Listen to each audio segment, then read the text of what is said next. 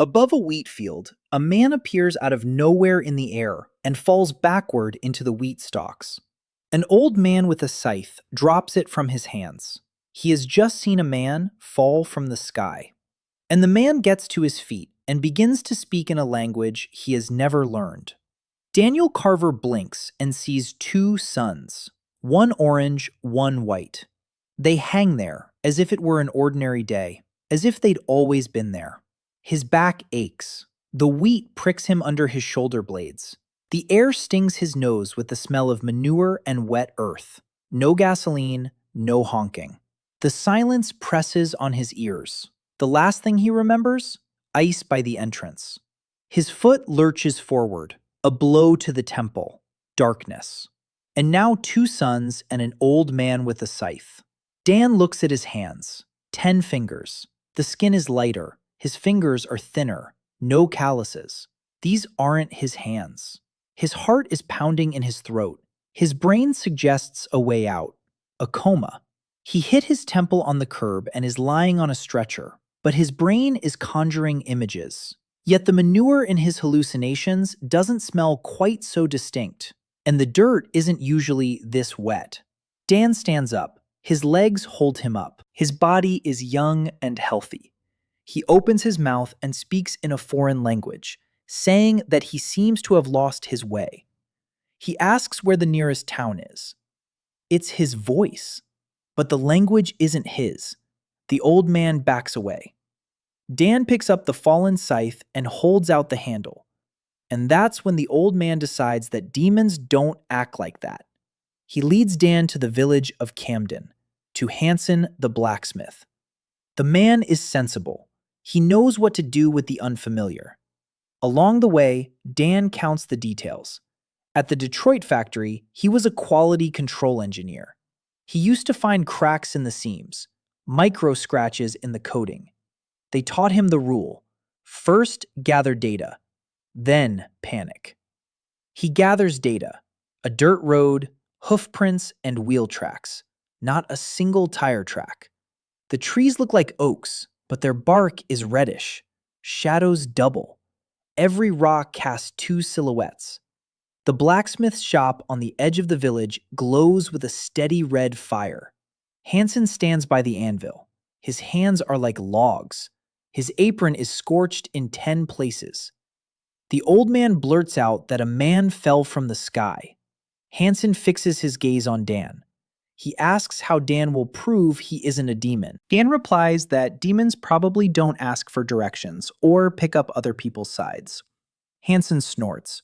He tosses him a basket of rejects: bent nails, broken hinges, a cracked rim. Fix at least one of these, and you'll get dinner and a corner in the barn. Dan picks up a door hinge, and suddenly, the world around it unfolds. Not with his eyes, some other way. He sees right through the metal structure, where the grain is coarse, where it's fine. He sees that the crack was caused by rapid cooling, that there's too much slag in the left shoulder, that the furnace was 20 degrees colder that day because the bellows were full of holes. The entire history of the iron comes crashing down in 2 seconds, and then fades away. Dan places the hinge on the anvil. He heats it to the right temperature. He doesn't know where he got it from, but he knows this temperature. He strikes it 3 times. The crack closes. Hansen tests the loop for flexibility. It holds. The blacksmith looks at him with new eyes. He asks where he learned his craft. Far from here, Dan replies. Detroit really is far away. In the evening, he sits down on a log. The suns sink below the horizon one by one. The orange one first, the white one next. The stars appear all at once. The constellations are unfamiliar. And then something stirs in his head. Not a thought. It's as if someone coughed in the next room. Dan attributes it to fatigue. In the morning, Hansen leads him to a real problem. 6 horseshoes, all defective. Baron Olsberg ordered horseshoes for mountain roads. Ordinary ones crack on the rocks after 2 days. Hansen forges them just as the tablet commands. 1 alloy, 1 tempering, 1 thickness. They crack for every blacksmith in the area.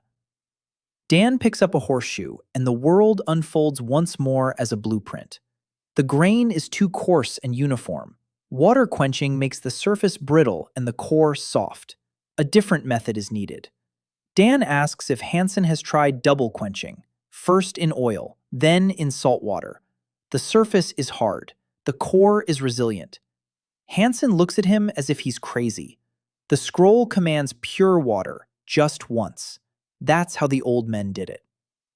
Dan asks to be allowed to ruin one blank.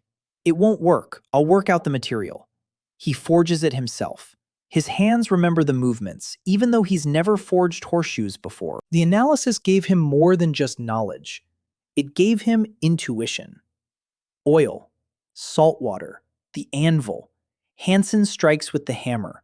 The horseshoe clangs, but doesn't crack. He strikes harder.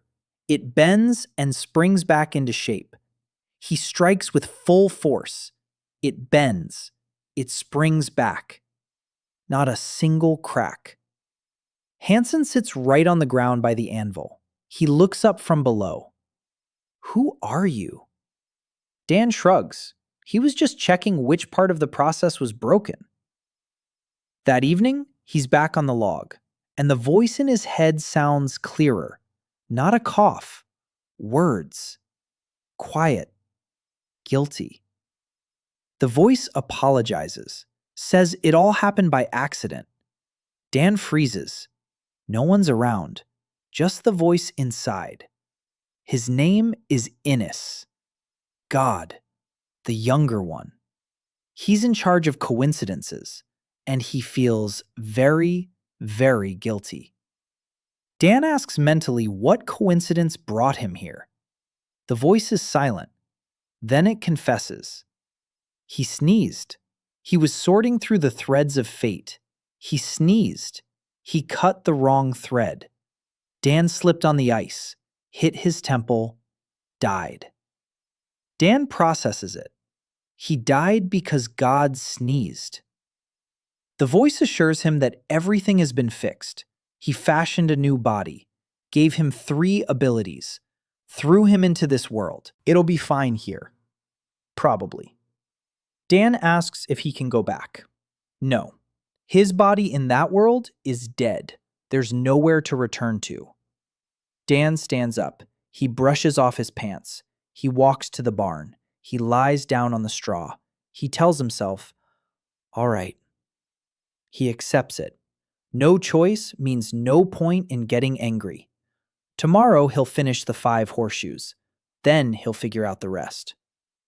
The voice in his head quietly sobs. Dan closes his eyes. Day 2 in a strange world. He's alive. The roof, the mess, the blacksmith shop, and the God in his head who sneezed the wrong way. It's been worse. Although no, it hasn't. But he'll manage. Dan spent the next 6 days in the blacksmith shop. The 5 horseshoes for the Baron were ready by the second morning. Hansen examined each one. He turned them over in his hands. He struck them with a hammer. He bent them in the vise. The horseshoes bent and sprang back into shape. Not a single crack. Hansen sent them to the Baron with a messenger and said that he now had an assistant. Dan didn't object. He needed a place to stay. The smithy provided a place to stay. The smithy provided work. Work provided information. And information was what Dan valued most of all. Every day, he learned a little more about the world. The village of Camden stood on the edge of the wheat belt. To the north were forests. To the south were the foothills. It was 2 days' walk, or 1 day by wagon, to the town of Clinwater. In Airden, the system of tablets. At the age of 15, every person underwent an initiation at the nearest tower. The tower read the soul and assigned a class: warrior, mage, healer, artisan, hunter. 23 main classes and 150 subclasses. A class determined one's skills. Skills were leveled up through quests. Quests were assigned by the tower.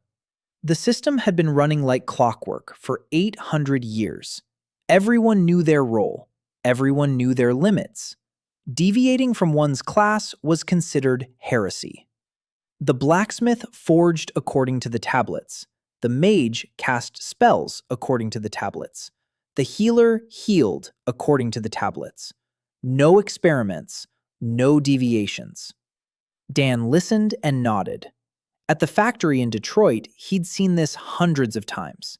A system that no one checks because it's always worked. A standard that's followed not because it's the best, but because it's the only one. A classic case. On the third day, Dan repaired the water wheel at Miller. The wheel creaked and spun on its axle. Borg had been waiting 3 months for a repairman from town. The repairman never came. Dan looked at the wheel.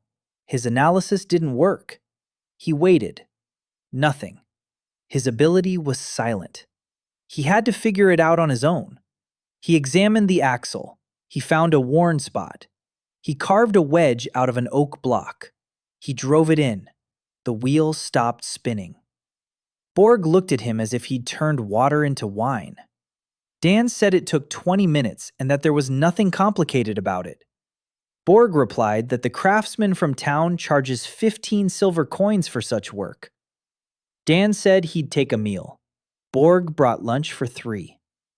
On the 4th day, Dan repaired the village elder's wagon axle. The axle had cracked lengthwise. Everyone said a new one was needed. Dan wrapped a strip of leather around the crack. He soaked the leather in hot resin. He let it harden. The axle held. Village headman Meyer came to Hansen's that evening and asked who this young man was and why he was fixing things that everyone thought were beyond repair. Hansen said he didn't know, but he added that the young man's porridge would now come with meat. On the 5th day, Dan took apart the chimney in the house of the widow Lears. Smoke was coming into the room instead of going up the chimney. The widow had been coughing for 3 months. Dan climbed onto the roof. He found a bird's nest in the chimney and a crack in the masonry below it. He removed the nest. He patched the crack with clay mixed with sand. The smoke went where it was supposed to. The widow gave him a pie. The village quietly and cautiously began to get used to him. He was strange. He spoke with an accent that no one could place. He didn't know basic things. He didn't know who the 6 gods were. He didn't know what the tablet was. He didn't know the names of the months. But he fixed things. And he fixed them so quickly and so easily that people felt embarrassed they hadn't thought of it themselves. Innes would pop into his head at irregular intervals. Sometimes he was silent all day. Sometimes he chattered nonstop. On the 4th day, Dan asked him about the 3 abilities. Innes explained, ramblingly, confusingly, with long pauses during which you could hear him trying to remember exactly what he put in the divine kit for the new body. The first ability, analysis, allows one to see the essence of an object, its composition, weak points, history, and hidden properties. The problem, Innes had cobbled it together hastily from fragments of someone else's ability that had been lying in the divine storeroom. That's why it activates whenever it wants. 0 control. Second ability, transfer. Dan can imbue any object with a single property from his world, a property that doesn't exist in Erden. The elasticity of a certain type of steel, the thermal of copper, water resistance, non-stick properties. Side effect. Every use leaves an imprint on Dan himself for 3 days. He partially becomes that material. Third ability, hint. Innes's voice in his head. Innes was supposed to be a mentor. The problem? Innes had no idea what Erden was. He oversaw another world. His knowledge of this world was like that of a tourist who had read a single article in a guidebook. Dan asked why Innes was needed at all then. Innes took offense. Then he admitted the question was fair. Then he said he was trying. Then he fell silent for 6 hours. Dan went about his business. On the 6th day, two things happened. In the morning, Dan was repairing a shovel for a farmer, and the analysis kicked in on the farmer himself, not on the shovel, on the man. Dan saw that the farmer had an inflamed tooth, the lower right one. The root was rotting. The pain was excruciating. The farmer had been enduring it for 3 days and hadn't told his wife. Dan saw all of this in a split second and froze. He had just read another person's body like a blueprint. The farmer asked if everything was all right. Dan said yes. Then he cautiously asked if the farmer's lower right tooth was hurting. The farmer turned pale. He asked how Dan knew. Dan said he'd noticed that the farmer was chewing only on the left side. The peasant nodded. He accepted the explanation. Dan made a mental note. The analysis works on people, too. It works by accident. It reveals more than necessary. It's dangerous. It's very dangerous. That evening, a second incident occurred. A young messenger boy came running from Clinwater. The Identification Guild had sent an inspector. Every year, inspectors traveled through the villages and checked on teenagers who had turned 15. They took them to the tower for initiation. But this time, the inspector wasn't coming for the teenagers. Baron Olsberg had received horseshoes. The horseshoes didn't conform to the tablets. The Baron reported this to the guild. The guild took an interest. The inspector would arrive in 2 days. Hansen came to see Dan in the barn that evening. His face was ashen. He said Dan had better leave, that a guild inspector was no joke, that if Dan had no class in the scroll, they'd label him a vagrant and send him to forced labor, or worse. Dan asked what was worse. Hansen paused. He said that people without a class are sometimes taken away for research. To the tower. They never come back. Dan sat down on the straw. He thought for a moment. He asked what would happen if he stayed and went through the screening. Hansen said the tablet would reveal his class, or it might not. If it did, Dan would be registered and become a legal resident. If it didn't, there would be trouble. Dan mentally asked Innes if he had a class. Innes was silent for a long time. Then he said he wasn't sure, that when he was assembling the body, he hadn't connected it to the local system, because he didn't know how, because he was in a hurry, because he was panicking. Dan asked what that meant. Innes said that the tablet would most likely show nothing, a blank line. Dan closed his eyes. There was nowhere to run. He didn't know the roads. He didn't know the world. He doesn't know who he can trust. If he runs, he'll be a drifter forever. If he stays, there's a chance. A small one, but a chance. He told Hansen he'd stay. Hansen looked at him for a long time. Then he nodded, said he'd make the porridge a little thicker in the morning. That night, Dan lay there and weighed his options. There weren't many. Option 1. The inspector would arrive. The tablet wouldn't show anything. They'll take Dan away. Bad. Option 2. The analysis will work on the inspector. Dan will see something useful. He'll be able to use it. Maybe. Option 3. Something else. He didn't know exactly what, but he knew one thing. Panic doesn't help. Data helps. In the morning, Dan got up early. He checked the forge. He checked the tools. He tidied up the shed. He swept the yard. Hansen watched in silence. Dan did what he did best. He was preparing for the inspection.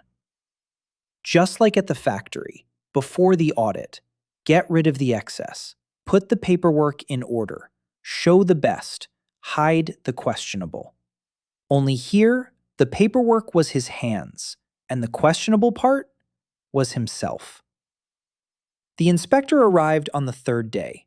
He wasn't alone. With him were 2 soldiers in chainmail and a clerk with a leather briefcase. The inspector's name was Garrett Fall. A tall, lean man with a narrow face and eyes that looked at the world as if it were a subtraction problem. He dismounted at the village headman's house. He took off his gloves. He looked around. The village fell silent. The children hid. Even the chickens fell silent. Garrett Fall went into the village headman's house. An hour later, he came out. Meyer followed him, his face red. The inspector headed for the blacksmith shop. Dan was standing by the anvil. Hansen was next to him. Fall stopped in the doorway. He looked at Hansen. He looked at Dan. He took a horseshoe out of his briefcase, that very one of the 5 that had been sent to the Baron, and placed it on the workbench. He asked who had forged it. Hansen opened his mouth. Dan said it was him. Fall turned to him. He asked his name. Dan gave it. Fall asked his rank. Dan said he hadn't been initiated. Fall asked his age. Dan said 23. Fall raised an eyebrow. 23 years old without initiation? That was unusual. Initiation took place at 15. 8 years without the tablet meant either a runaway slave, a deserter, or something else. Fall took a small stone out of his briefcase, smooth, gray, the size of a palm, a small tablet, a portable version, not as accurate as the one in the tower, but sufficient for field identification. He held out the stone to Dan, told him to place both palms on top. Dan took the stone.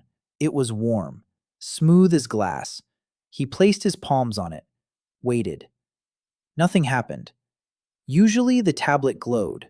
White for a warrior, blue for a mage, green for a healer, yellow for a butcher. The stone didn't glow. Fall waited. The scribe waited. Hansen waited. A minute passed. The stone was dark. Not a single color. Not a single glimmer. Fall took the stone back. He looked at it. He shook it. He held it against his palm. The stone flashed orange. So it works. Fall handed the stone back to Dan. Again, nothing. Emptiness. Fall put the stone back in his briefcase. His expression didn't change. No surprise, no fear, only cold calculation.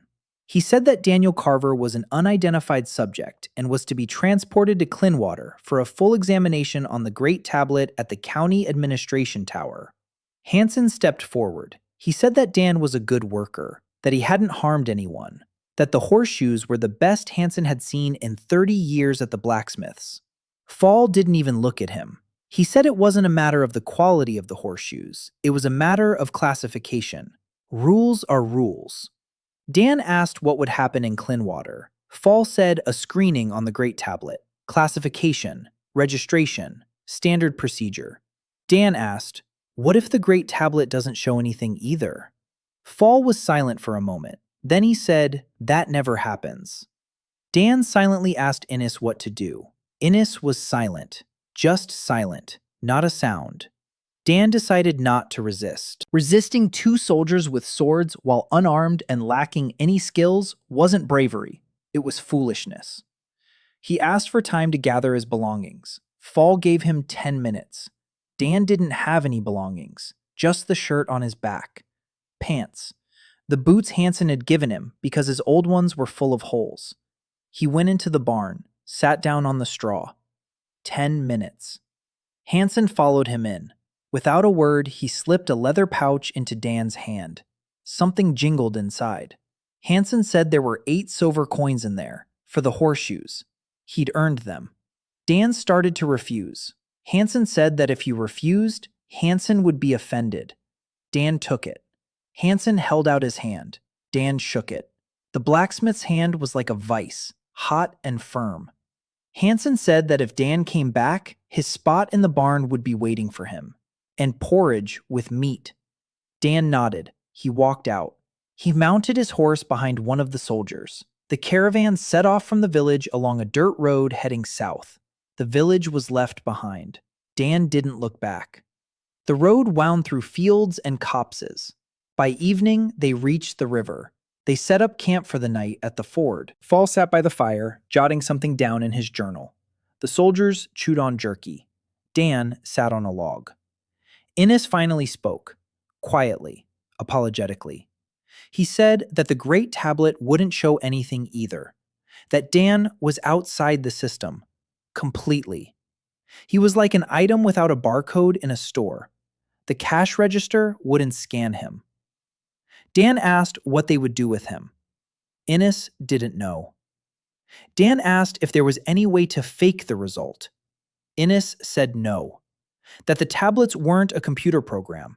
It's a divine contract, a contract between the six gods and the world of Erden. Everyone born is inscribed in it. Dan wasn't born. He was inserted crookedly, without a signature, without a seal. The system doesn't see him because he isn't in it.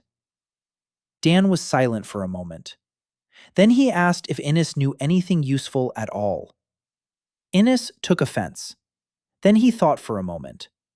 Then he said he knew one thing, that Inspector Garrett Fall was afraid of dogs. Dan asked how he knew that. Innes said he was the god of coincidences, and sometimes saw small details of other people's fates. Not on purpose, by chance. Just like Dan's analysis, only for people, not for things. Dan said the information about dogs was useless. Innes agreed. It rained that night, a light, cold rain. Dan lay under the wagon and listened to the raindrops. In the morning, they moved on. By noon, the road began to climb. The forest grew denser and darker. A soldier up ahead raised his hand and stopped the caravan. A tree lay across the road, freshly felled, with white bark.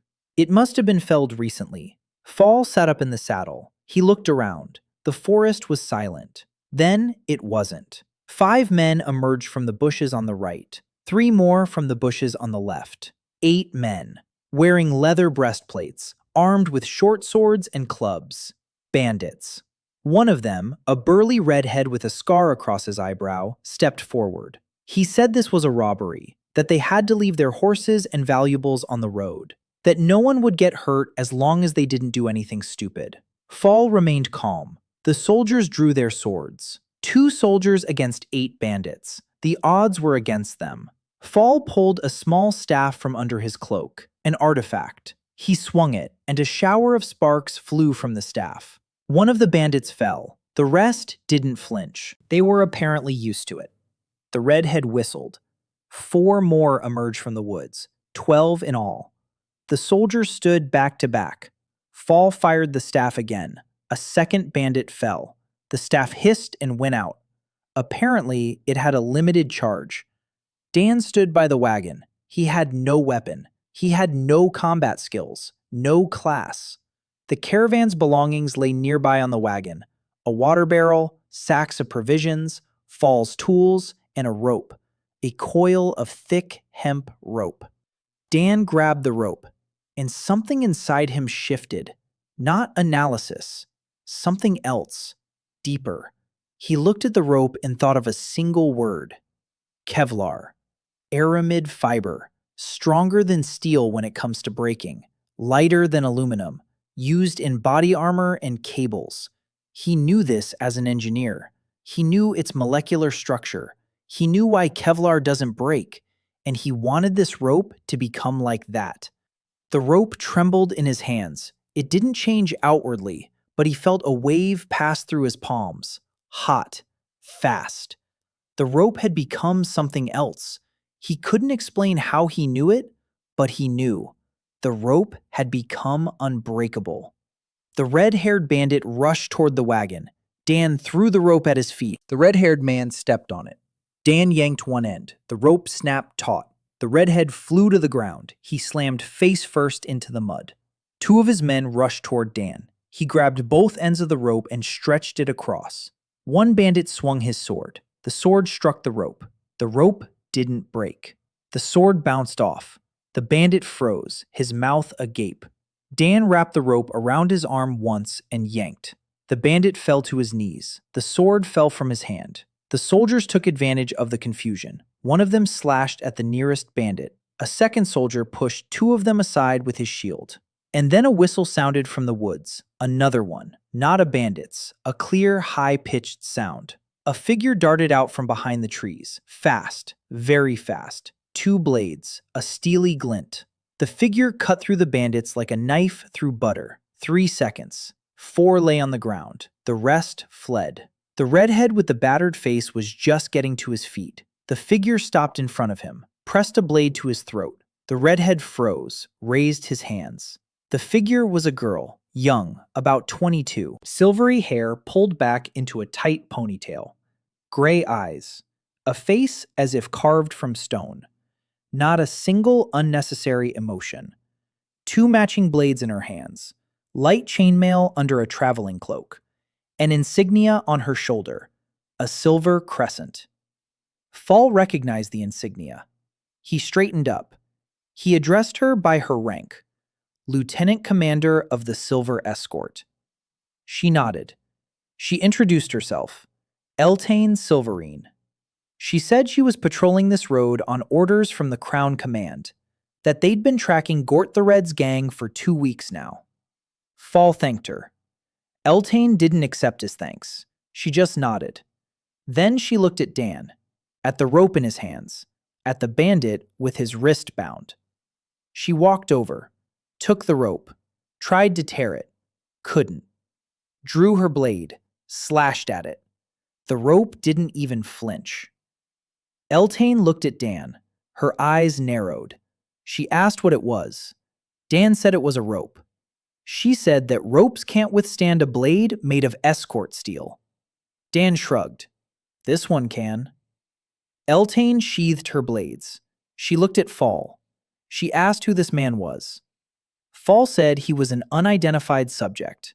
They were taking him to Clinwater for examination. Eltane nodded. She turned away. And at that moment, it hit Dan. The analysis kicked in on her, without warning, like a blow. He saw her right wrist, on the inside, a microfracture in the bone, an old one, poorly healed, chronic inflammation, constant pain. He saw that she was compensating with her left hand's grip, that her right blade was 7 grams lighter than her left, that she sharpened it more often, that every evening she rubbed her wrist with oil, that she had a vial of painkiller in her saddlebag. He saw all of this in an instant. Then the image faded. Dan blinked. Eltane was already walking back to her horse. She hadn't noticed. Dan stood there with the rope in his hands. His hands began to ache. Not from the rope, from within. The joints in his fingers throbbed. Then his wrists. Then his elbows. A side effect. The transfer had left its mark. He had imbued the rope with the properties of Kevlar. Now, for 3 days, his own joints would creak. His tendons would be stiff. His movements would feel like they were on hinges. His body was reminding him of the price. The caravan moved on. Eltane rode ahead, in silence. Dan sat in the wagon and stretched his fingers. Innes whistled quietly to himself. He said the girl was scary. Dan replied in his mind that she had saved their lives. Innes said one didn't preclude the other. Inspector Garrett Fall arrived in the village and inspected Dan with a small tablet. The stone revealed nothing. Dan was taken to Clinwater for a full examination. On the way, bandits attacked the caravan, and Dan used his teleportation ability for the first time. He imbued an ordinary rope with the properties of Kevlar, making it unbreakable. The caravan was saved by Eltane Silverine of the Silver Escort. The analysis accidentally triggered on her and revealed her secret to Dan, an old injury to her right wrist that she had been hiding. A side effect of teleportation left Dan with 3 days of creaking joints. Clinwater turned out to be larger than Dan had expected. Stone walls 5 human heights high. A gate made of dark wood reinforced with iron. Guards at the gate in uniform cuirasses bearing the city's coat of arms. The coat of arms depicted a waterfall and a hammer. Inside the walls, the city was bustling and noisy. Gray stone cobblestone streets, shops, taverns, artisan quarters, the smell of leather and smoke and fresh bread and horse manure. People. Lots of people. Every other person carried a weapon. Every third person had some kind of badge or patch on their clothing. Classes. Signs of affiliation. Mages wore blue stripes on their sleeves, warriors wore red, healers wore green, artisans wore yellow. Dan had nothing on his sleeve. This made him stand out more than if he'd been walking around naked. Fall led him to the Identification Guild building, a 3-story stone building in the city center next to City Hall. Above the entrance hung a sign depicting an open eye. Inside, it smelled of ink and old paper. The hallways were long, the doors were numbered. People in gray robes moved quickly and quietly. Bureaucracy. Dan would recognize it in any world. Fall handed him over to the clerk on duty. The clerk recorded his name, age, place of discovery, no social class, no documents, no relatives, nothing at all. Dan was led to a room on the second floor. Small. A cot, a table, a chair, a barred window. Not a prison, but not a hotel either. They told him to wait. He waited. All day. By evening, they brought food. Bread, soup, a mug of water. Dan ate and thought. Innes had been silent since morning. Dan didn't call out to him. He gave him time. He thought on his own. The next morning they came for him. 2 clerks in gray robes. They led him down the corridors. To the basement. There was a hall there, round, with a high ceiling. In the center of the hall stood a stone. A large one. Twice a man's height. Smooth. Gray. Like that small stone at Falls, only enormous. The Great Tablet. Warmth radiated from the stone. Not physical warmth, something else. Dan felt it not with his skin, but with something inside him, as if the stone were looking at him. 5 people stood around the tablet, 3 mages in blue robes, a priest in white, and a man in a black cloak with no distinguishing marks. The latter looked at Dan with professional interest, like an entomologist examining a new beetle. Fall stood by the wall. Eltane, too. She hadn't left after the ambush. She'd accompanied the caravan to the city. She'd stayed. Dan wondered why. The priest spoke. He said that Daniel Carver would undergo a full identification process, that he needed to approach the tablet, to place both palms on its surface, not to remove them until told to do so. Dan stepped forward. The stone was warm, smooth, like polished marble. He placed his palms on it. The stone hummed, a low, deep sound, like an engine idling. Light emanated from the center, gray, then white. Then it began to flicker. The mages tensed. The priest leaned forward. The man in black didn't move a muscle. The stone flickered. The colors changed. White, blue, green, yellow, red. All at once, like a broken traffic light. It didn't linger on any one color.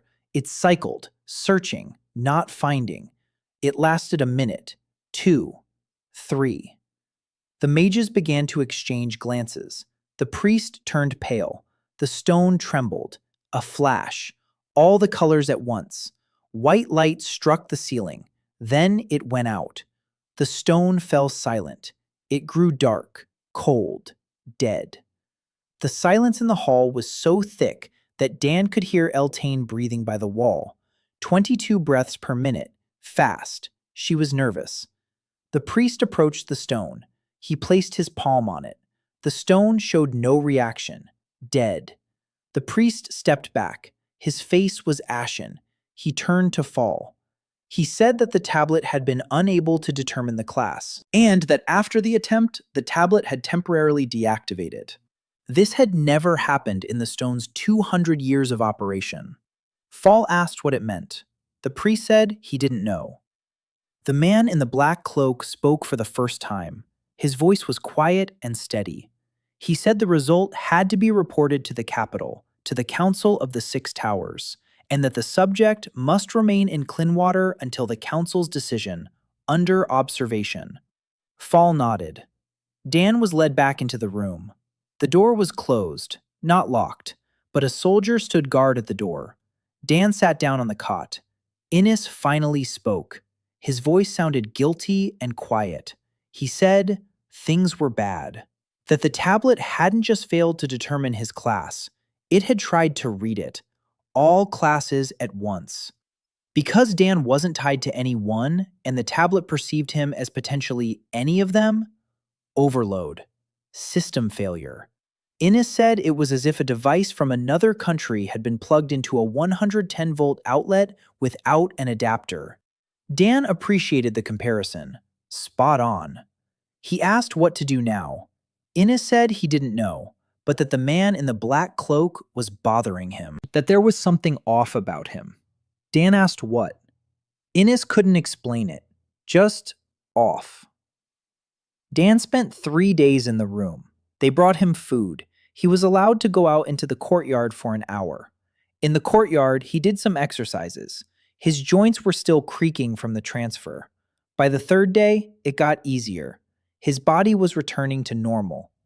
On the 4th day, fall came. He said the council's decision was being delayed, that for now, Dan was being transferred to temporary resident status in Clinwater, that he could move freely around the city, but he couldn't leave it without permission. He was required to report to the guild every 3 days to register. Dan asked if he could work. Fall said it wasn't forbidden, but without a class insignia on his sleeve, no guild or workshop would hire him. Dan nodded. He walked out of the guild building. He stood on the steps. Both suns were shining. The city was bustling. He had 8 silver coins. No class, no guild, no acquaintances. The after effects of the transfer had almost worn off. The analyzer had been silent for 4 days now. Innes was mumbling something unintelligible in his head. Dan walked down the steps and walked down the street. He needed to find a space. Any space. Big enough to set up a workbench. He walked and looked around. He counted. First quarter. Blacksmith workshops. All with yellow signs. Guild affiliated. Second quarter. Leather workers. Also guild affiliated. Third quarter. Alchemists. Guild affiliated. The city was divided by guilds like a factory is divided by workshops. Each workshop in its own place. Each worker in his own cage. In the 4th quarter, he got lucky. A dead end at the end of an alley. An abandoned building. Stone walls. The roof is intact. The door was hanging by a single hinge. Inside, there was dust and debris, but the walls were sturdy. The floor was stone. There was a window. The door could be repaired. A sign hung on the building. Dan read it. Former Villa Pottery Workshop. Closed due to bankruptcy. City property for rent. Dan found City Hall. He asked about the rent. 3 silver coins a month. He paid for the first month, got the key, returned to the workshop. He stood in the middle of an empty, dusty room. The ceiling was low. The walls were streaked with stains. The floor was cracked. But it was his, the first place in this world that belonged to him. He started by cleaning up. He took out the trash, swept the floor, wiped down the walls. He found a broken table at the dump around the corner. He hauled it back, fixed it. He found a stool with a missing leg there too. He fixed that one too. He found a board, nailed it above the door, wrote with charcoal, repairs of all kinds. He stood up, looked at the sign. It was crooked. The letters were uneven. Oh well. Innes snorted to himself. He said it was ambitious. Dan replied that it certainly was. In Clinwater, Dan was tested on the Great Tablet. The stone cycled through all the class colors and couldn't identify a single one, after which it deactivated for the first time in 200 years. A man in a black cloak ordered a report to be sent to the capital. Dan was left in the city under surveillance, but allowed to move about freely. He rented an abandoned workshop and hung up a sign that read, "Repairs of all kinds." For the first 3 days, the workshop stood empty. Not a single customer. Dan sat at his workbench and waited. He sorted through his tools. There weren't many. A hammer, pliers, a file, a set of nails bought at the market for 1.5 silver coins. And all. That was all. He sat and waited. On the fourth day, a boy of about 12 came in. He was dirty and barefoot. He brought a pot with a hole in it. He asked if it could be fixed. He said he had no money. Dan took the pot. He looked at it. The hole was small. It had been punctured by a stone from the inside. He cut a patch out of the tin lid of an old can. He flattened it with a hammer. He applied it from the inside. He riveted the edges. He filled the seam with resin. He handed it back. The boy looked at the pot. He looked at Dan. He ran off. An hour later, a woman came in, presumably the boy's mother. She brought a broken spindle. Dan fixed it. The woman gave him 3 copper coins and a loaf of bread. By the end of the first week, Dan had repaired 11 items: a pot, a spindle, a chest lock, a pair of broken scissors, a leaky bucket, a cracked mortar, a door hinge, a window frame, an axe handle, a wheel from a wheelbarrow, and a child's toy, a wooden horse with a broken leg. The workshop began to operate, slowly, quietly. His customers were people who couldn't afford guild craftsmen, the poor, the elderly, and those for whom the item was worth less than a repair at the guild. Dan charged very little. Sometimes he charged nothing. His money was running out. By the end of the second week, he had 2 silver coins and a handful of copper left. Rent was due in a week. He ate once a day, bread and water.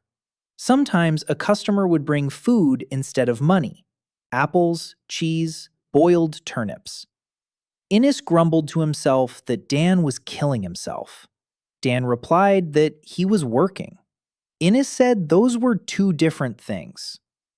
On the 15th day, a woman walked into the workshop, not from the poor neighborhood. Her clothes were simple but clean, neat, dark hair tied back in a bun, small hands with long fingers, neat hands, the hands of someone who works with precision. Around her neck was a chain with a small green stone, the mark of a healer. But the stone was cracked, chipped along the edge. It meant something. Dan didn't know what yet. She placed an object wrapped in a rag on the workbench. She unwrapped it. A medical instrument. Something halfway between tweezers and a clamp. Delicate work. Steel jaws. A spring mechanism. One jaw was broken. The spring was bent. The instrument was old. It had been repaired many times. The handle bore fine scratches from fingers. She said this instrument was dear to her, that she couldn't afford to buy a new one, that the guildmaster had asked for 5 gold pieces for the repair.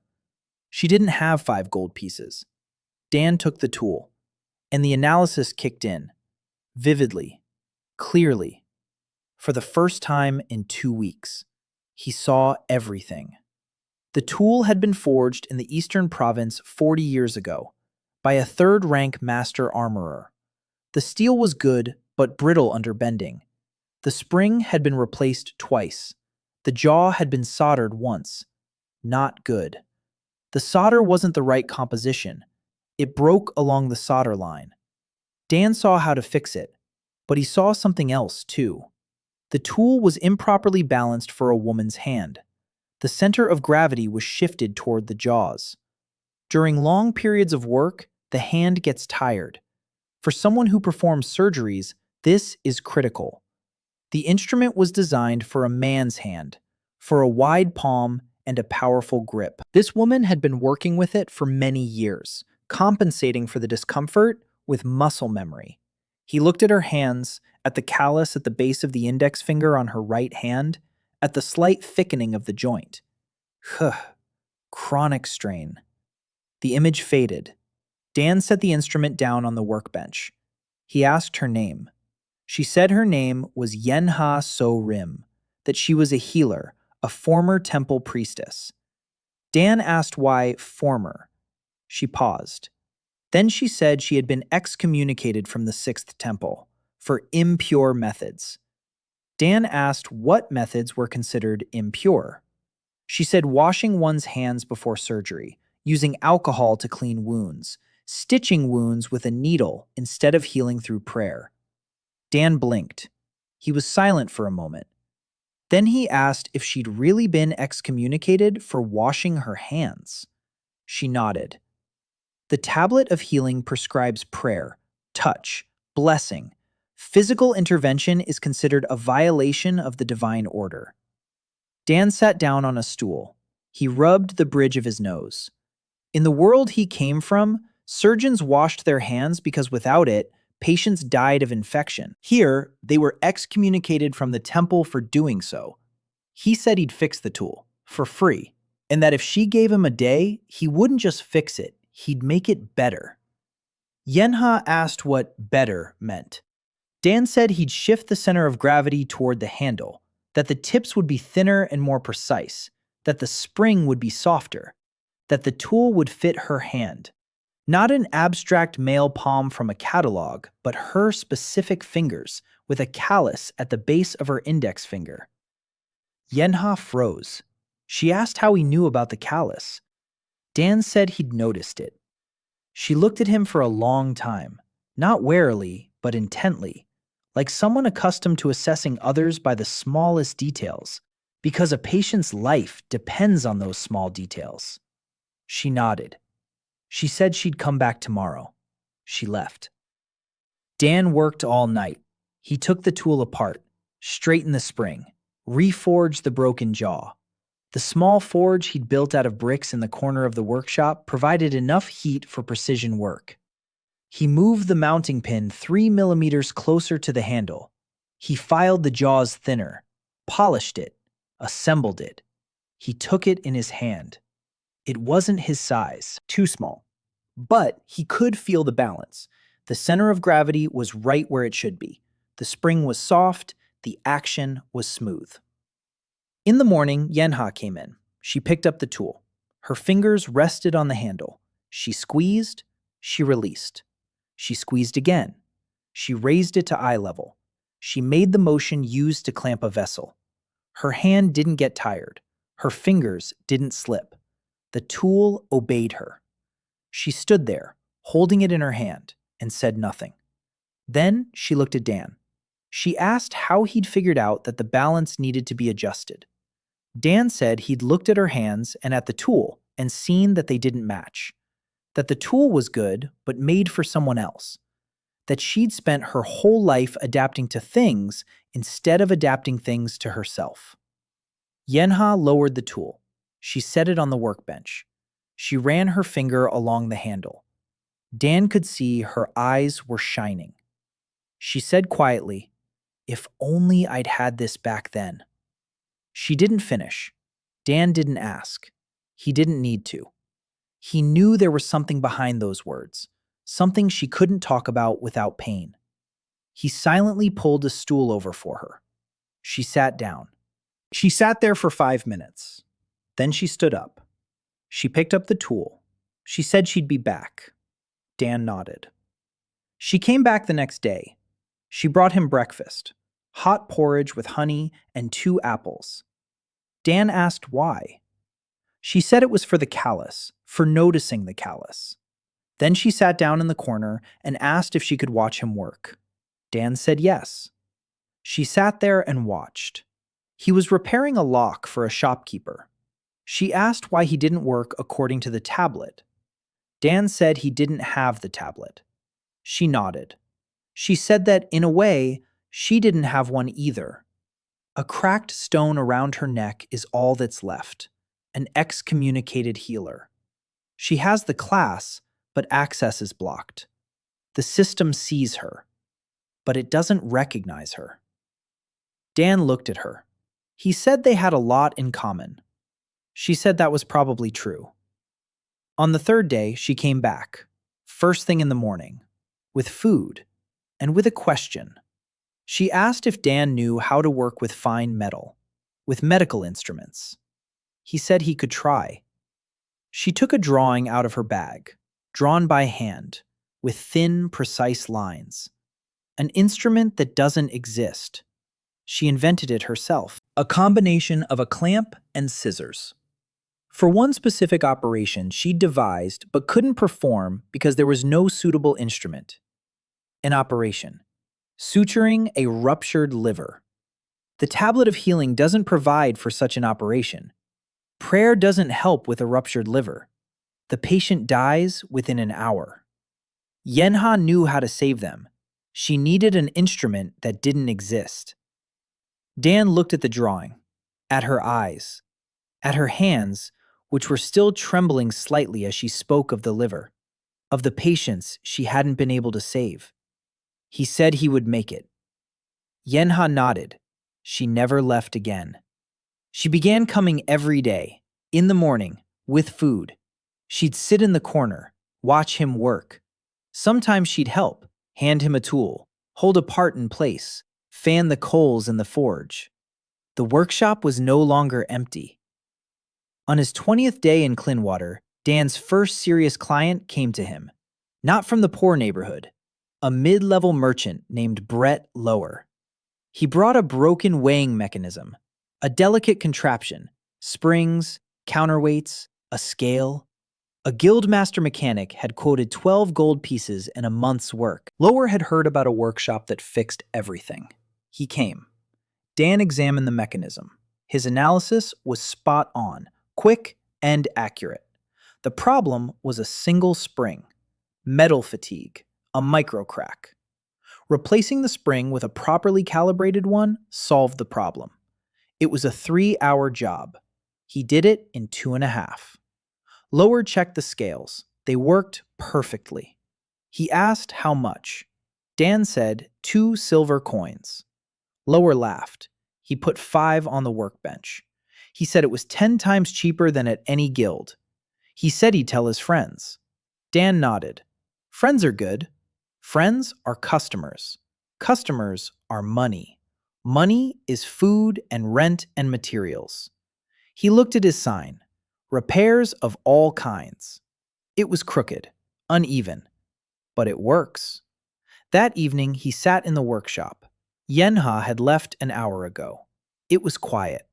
He was working on her tool, a new one, the one based on the sketch.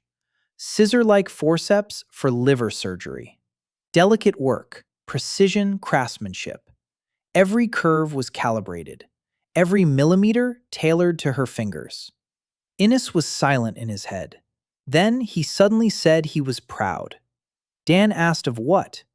Innes said of Dan, that he'd thought it would be worse. That a man from another world, in a foreign body, with no skills and no class, would just sit there, feeling sorry for himself.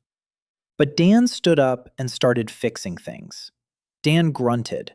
He said that feeling sorry for yourself was unproductive, that it doesn't solve the problem, that the first step is always the same.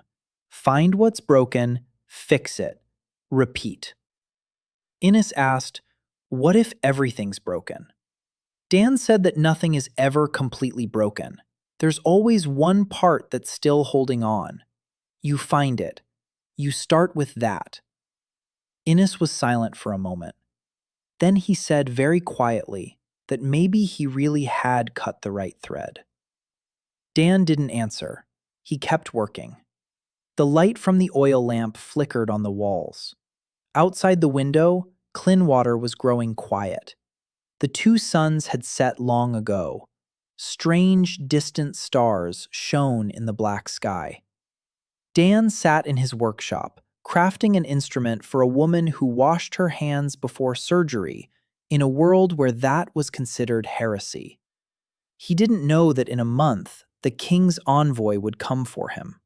He didn't know that Eltane Silverrain would receive an order to bring him to the capital. He didn't know that the tower in the capital had flashed a color not found in the registry at the very moment the tablet in Clinwater burned out from his touch.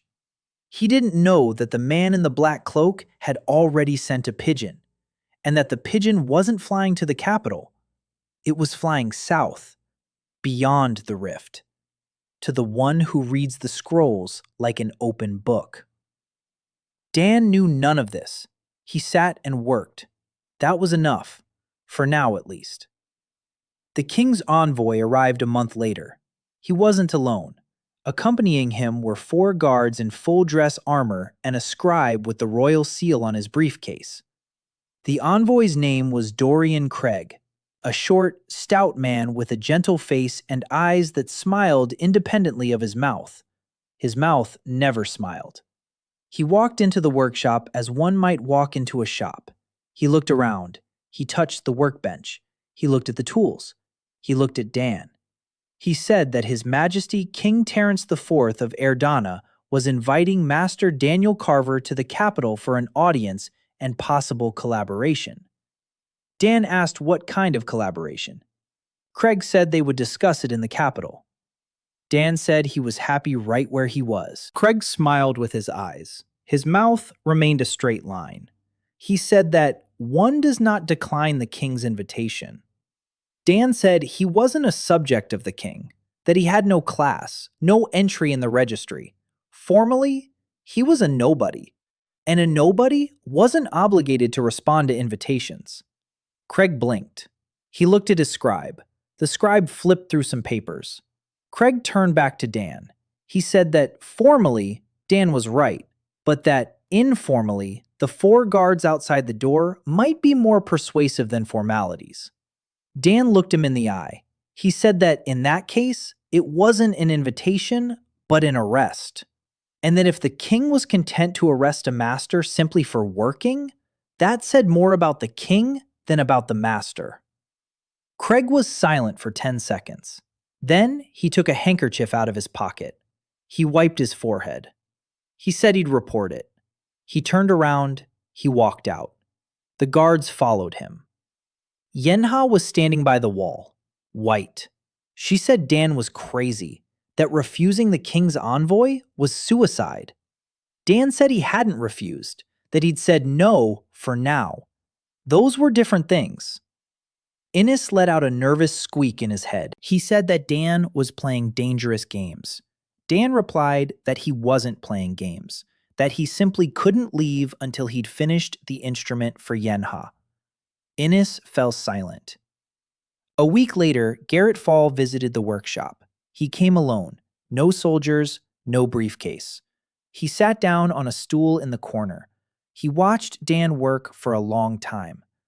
Then he said that Dan had caused quite a stir, that the refusal to the envoy had reached the capital faster than a pigeon, that at court, people were discussing the unclassified craftsman who had sent the royal envoy away.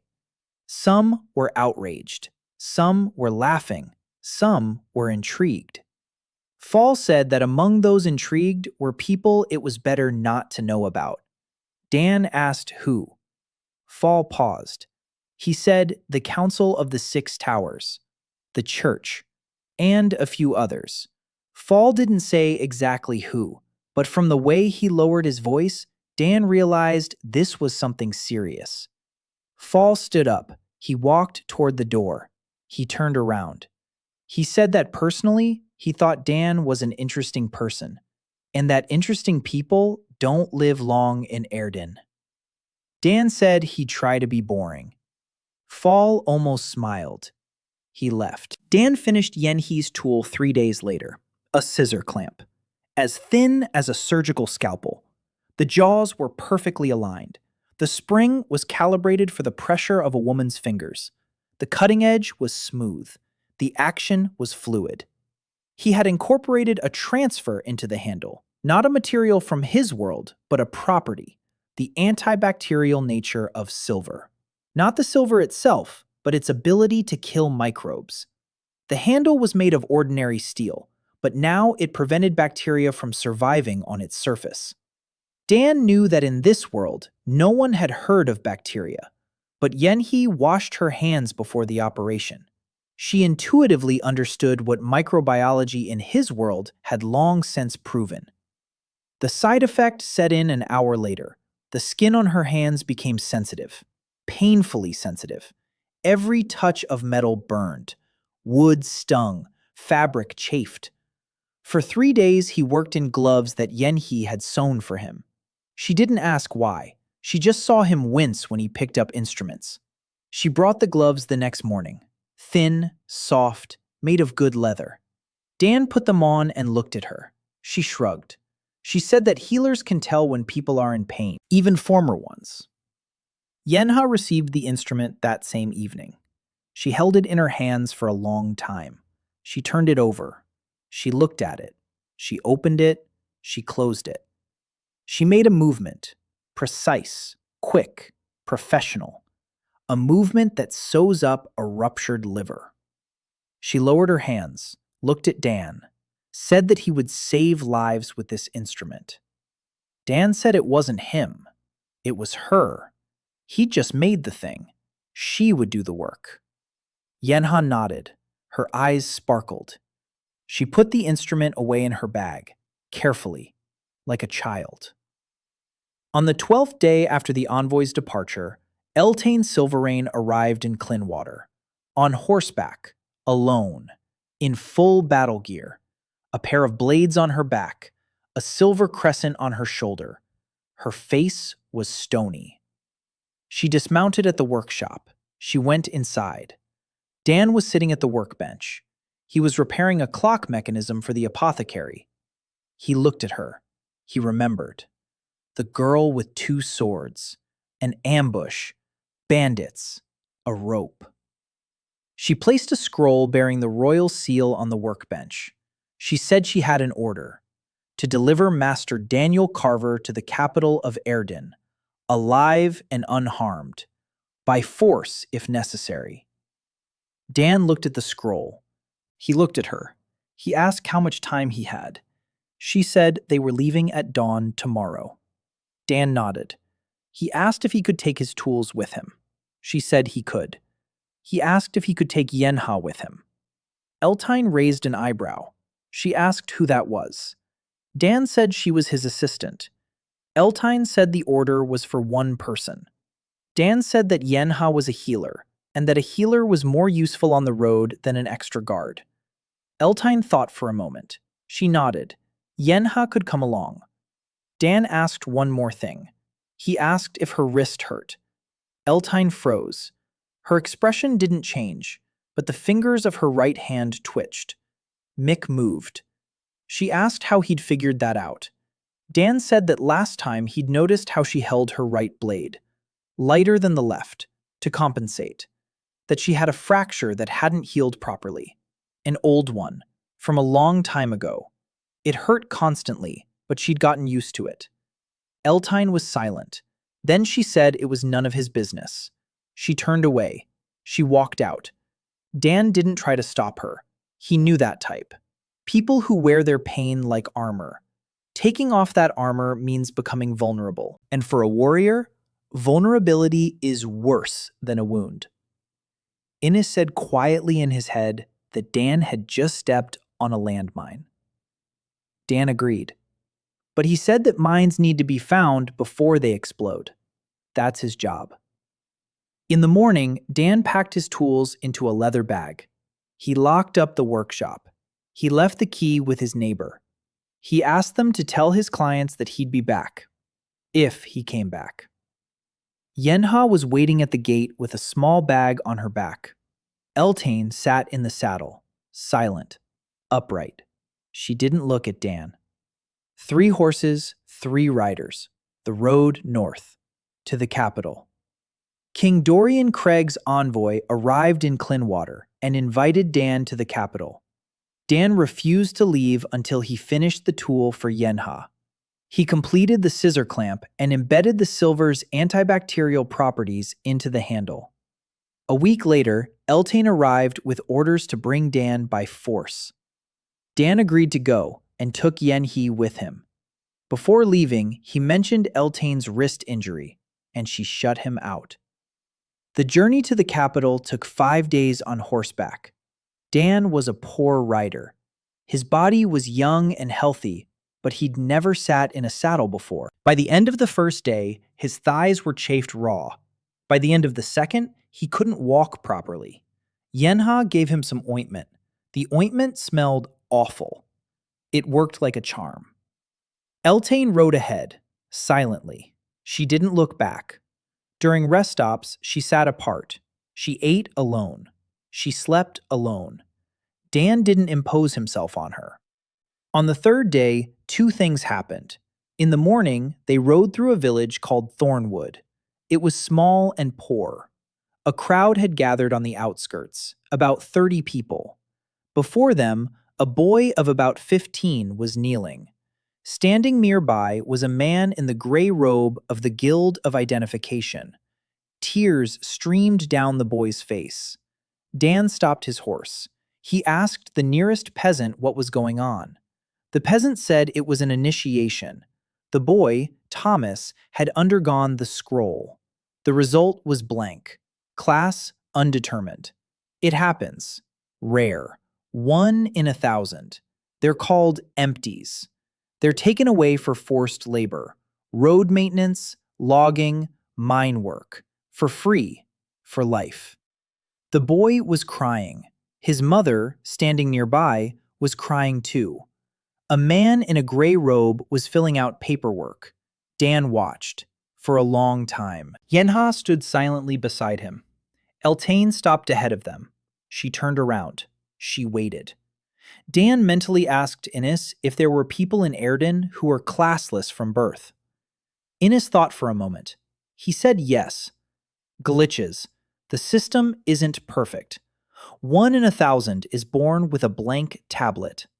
Not because a god sneezed, but because the divine contract was written 800 years ago and the code is outdated. A rounding error. A bug in the system. Dan said that this bug would cost the boy his life. Innes said nothing. Dan urged his horse on. He rode on. The boy remained on his knees behind him. Dan didn't look back, but he remembered. Thomas of Thornwood, a nobody, 15 years old, he remembered. At the evening camp, he sat by the fire and thought. Yenha was warming her hands. Eltaine was cleaning her blades off to the side. Dan watched her. She was cleaning the left blade with her right hand, confidently, firmly. Then she took the right blade with her left hand. She began to clean it. Her right hand rested on her knee. Her fingers trembled slightly. It hurts. Silently, he took a small bundle out of his bag. He placed it next to her saddle. He said nothing. He lay down to sleep. In the morning, the package was still in the same spot, untouched. Dan put it back in his bag. He didn't say anything. On the fourth day, the road emerged from the forest and ran across the plain. And Dan saw the tower. It hung in the sky. It just hung there, gigantic. A stone structure with no visible support. It hovered over the city at a height of 300 meters, or so. Dan couldn't estimate it exactly. The tower was white, or it seemed white. It changed hue under different lighting. Now, at sunset, it was pink with golden edges. Light emanated from it, not bright, steady, like a lighthouse. The capital of Erden was called Kalistad, the city beneath the tower. Dan looked at the tower and felt something inside him react. Not analysis, not transfer. Something else, deeper, as if the tower could see him. Like the tablet in Clinwater, only on a larger scale. Innes tensed up inside his head. He said quietly that Dan shouldn't look at the tower for too long.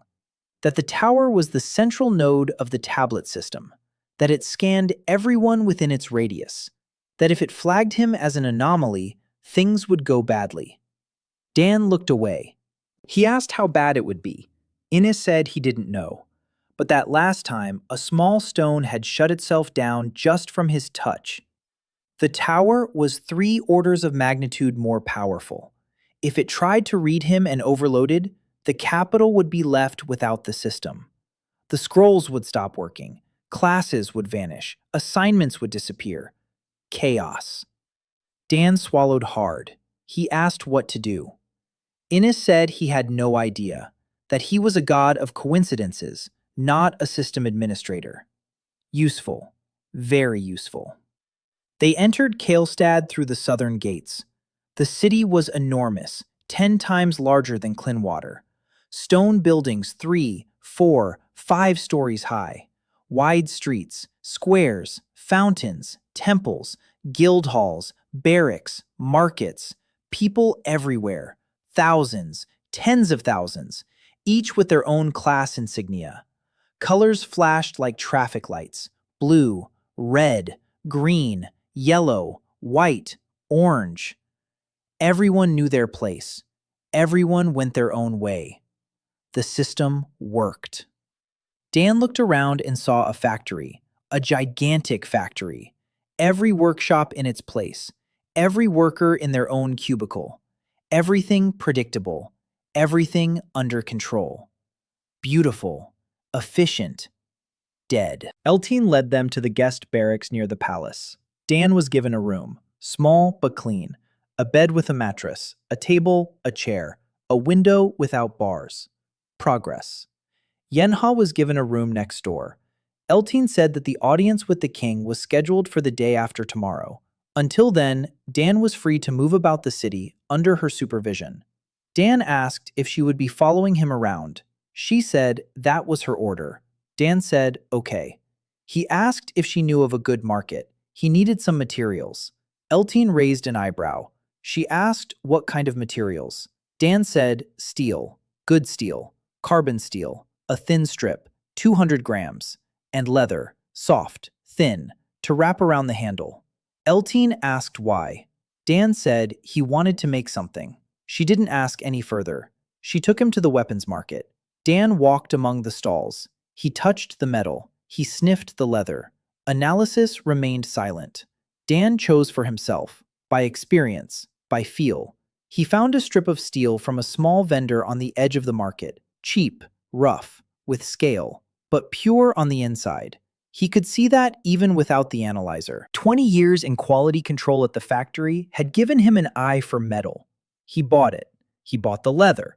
He bought 3 whetstones of different grits. He returned to the barracks. He asked Eltane to find him an anvil and a hammer. She asked why. He said he'd make her a knife. She froze. Her expression didn't change. Her eyes narrowed slightly. She said she hadn't asked for it. Dan said he knew. He said he'd make it anyway, that she could throw it away later if she wanted to. Eltane turned and walked away. An hour later she returned. She said there was an opening in the palace smithy in the evenings. Dan nodded. That night, he sat in the smithy and worked. A strip of steel lay on the anvil. He closed his eyes. He remembered her hands, her right wrist, a microfracture, a chronic fracture, pain upon impact, compensated by her grip, an off-center balance of the blades. She'd spent her whole life adapting to her weapon. The weapon didn't adapt to her. He began to forge. A dagger, not a long one, a 20-centimeter blade, lightweight, very light. The balance is shifted toward the hilt. The center of gravity is 2 centimeters closer to the palm than on a standard dagger. When striking, the pressure on the wrist is minimal. The hilt is thin, tailored to her grip, to her fingers, to her injured hand. He forged it for 2 evenings. He polished it on the 3rd. On the 4th evening, he wrapped the handle in leather. On the morning of the 5th day, the morning of the audience, the dagger lay on the table in his room, ready. Dan looked at it and thought that it wasn't just an object. It was a letter, a short one. I can see that you're in pain. I can help. Let me. He wrapped the dagger in a cloth. He put it in his bag. It was time to go to the king. On the way to the capital, Dan saw a boy, a nobody, who was being taken away for forced labor because of an empty tablet. He remembered that. In Kalistad, Dan saw the floating tower, and Innis warned him that it might become overloaded from contact with him. Dan bought supplies and, over the course of 4 evenings, forged a dagger for Eltane. The dagger was perfectly balanced for her injured wrist, with the center of gravity shifted toward the hilt. The throne room was enormous. The ceiling was lost in the twilight. Black stone columns, a white marble floor. The contrast was striking. Guards stood along the walls. dozens of them. Each wore the warrior class insignia on their breastplates, red stripes. The throne stood on a 7-step platform. It was made of wood, dark, without gold or ornamentation, austere. A man of about 50 sat on the throne, thin, sinewy. His face was long and narrow. His eyes were light, attentive. Terence IV, King of Erden. To the right of the throne stood a tall man in a white robe, the high priest. To the left stood a man in black, that very man, from the guild's basement in Clinwater. Dan recognized him immediately. Thin, dark hair, eyes that see right through you. He stood by the throne like a shadow. Dan entered the hall. Yenha followed him. Behind Yenha came Eltane. Eltane stood by the wall, her hand on the hilt of her sword. Dan walked across the marble floor, counting his steps. 32 steps to the foot of the throne. He stopped. He didn't bow. Not because he was being defiant. He simply didn't know the local etiquette.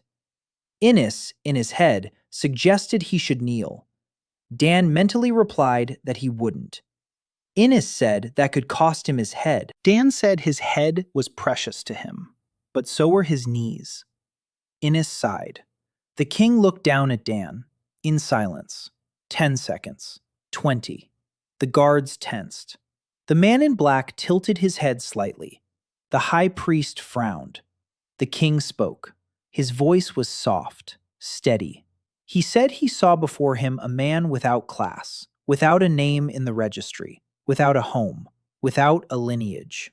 A man who had refused his messenger, who had broken the tablet in Clenwater, who does things not according to the canon.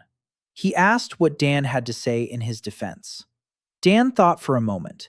Then he said there was nothing to justify, that he hadn't broken the tablet. The tablet had broken on its own, that he didn't do things contrary to the canon. He did things that worked, that he hadn't refused the messenger. He had asked for time. The hall fell silent, quieter than before. The king watched. Then the corner of his mouth twitched slightly. Not a smile, a hint of a smile. He said he'd been told about the horseshoes, about the rope that a blade couldn't cut, about the tools that didn't rust. He asked how Dan did it. Dan said he looked at the object. He sees what's broken in it. He fixes it. Sometimes he adds what's missing. The king asked where he got his knowledge. Dan said, from experience. The king asked what kind of experience, where, when, who he studied under. Dan paused. Then he told the truth, part of it. He said he came from a distant place, a very distant place, that things are arranged differently there, that he'd studied there for 20 years, that he can't go back, that he wants to work here, that he doesn't need a throne or an army or power. He needs a workbench, tools, and people who need help. The king leaned back in his throne. The man in black leaned close to his ear. He whispered something. The king nodded. He turned to Dan. He said the offer was as follows. Dan would remain in the capital. He would be given a workshop at court. He would receive materials, assistance, and a salary. In return, he would work for the crown, creating items to order and reporting to the military council. Dan asked what kind of commissions. The king said weapons, armor, artifacts, for the army, for the war against the demons. The rift is expanding. The demons have become more organized. For the first time in 1,000 years, they have a king. Erden needs every advantage. Dan asked whether he would report directly to the king or to the military council. The king said he would report to the military council. Dan asked who was on the military council.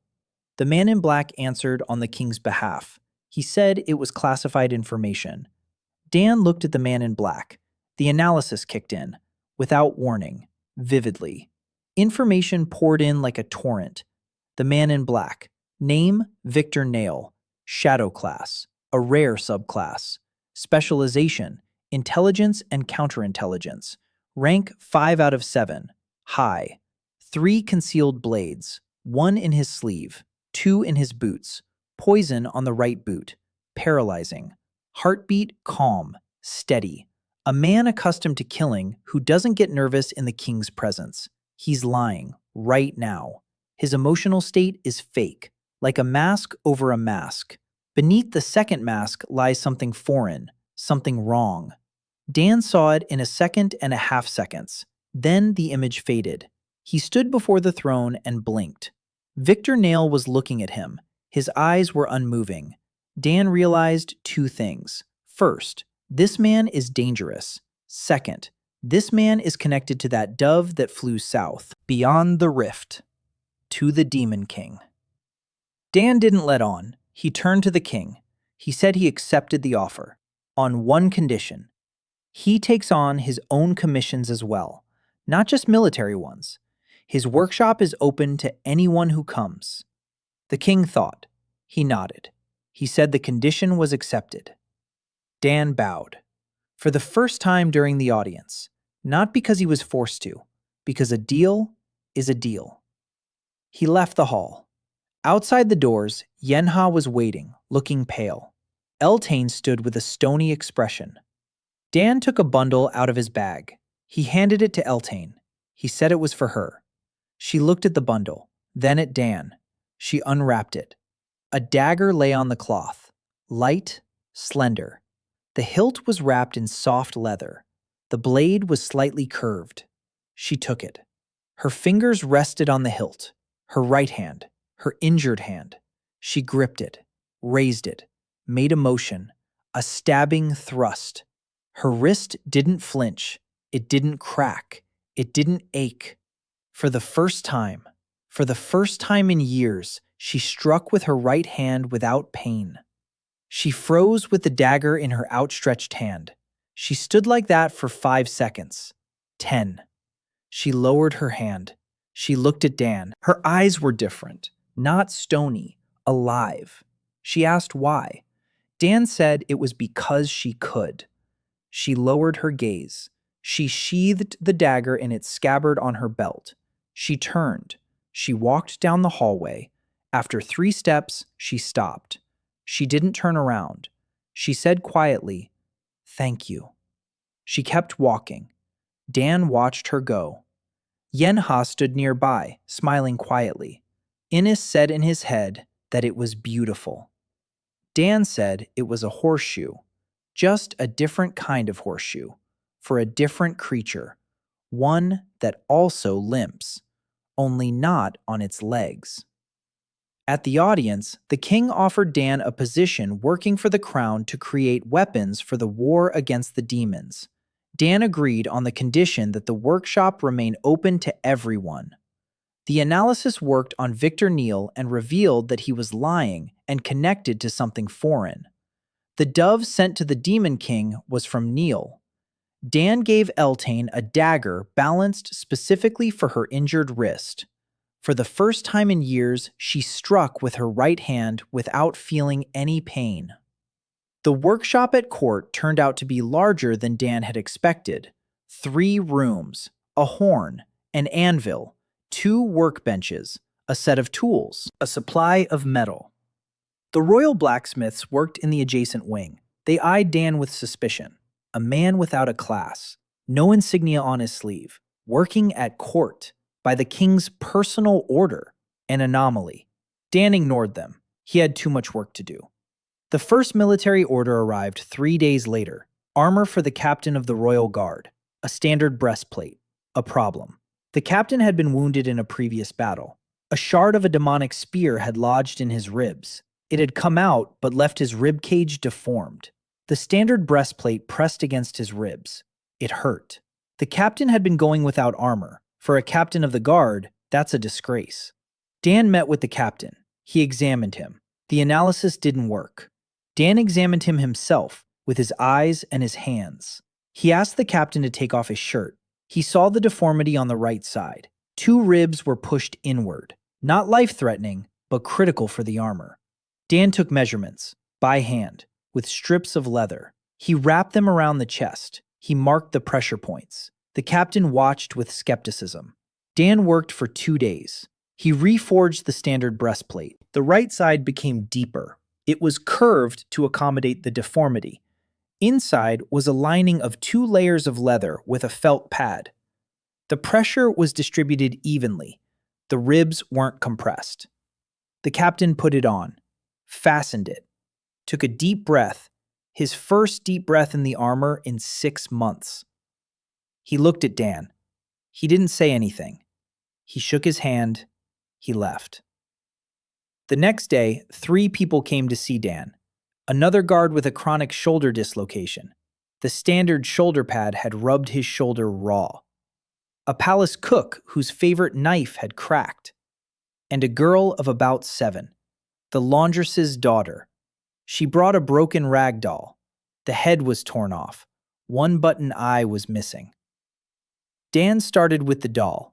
He sewed the head back on. The thread was coarse. He didn't have any doll thread. He took some rough thread and singed it over a candle. The stitches were small and neat. The seam was almost invisible. He couldn't find a button for the eye. There wasn't a suitable one.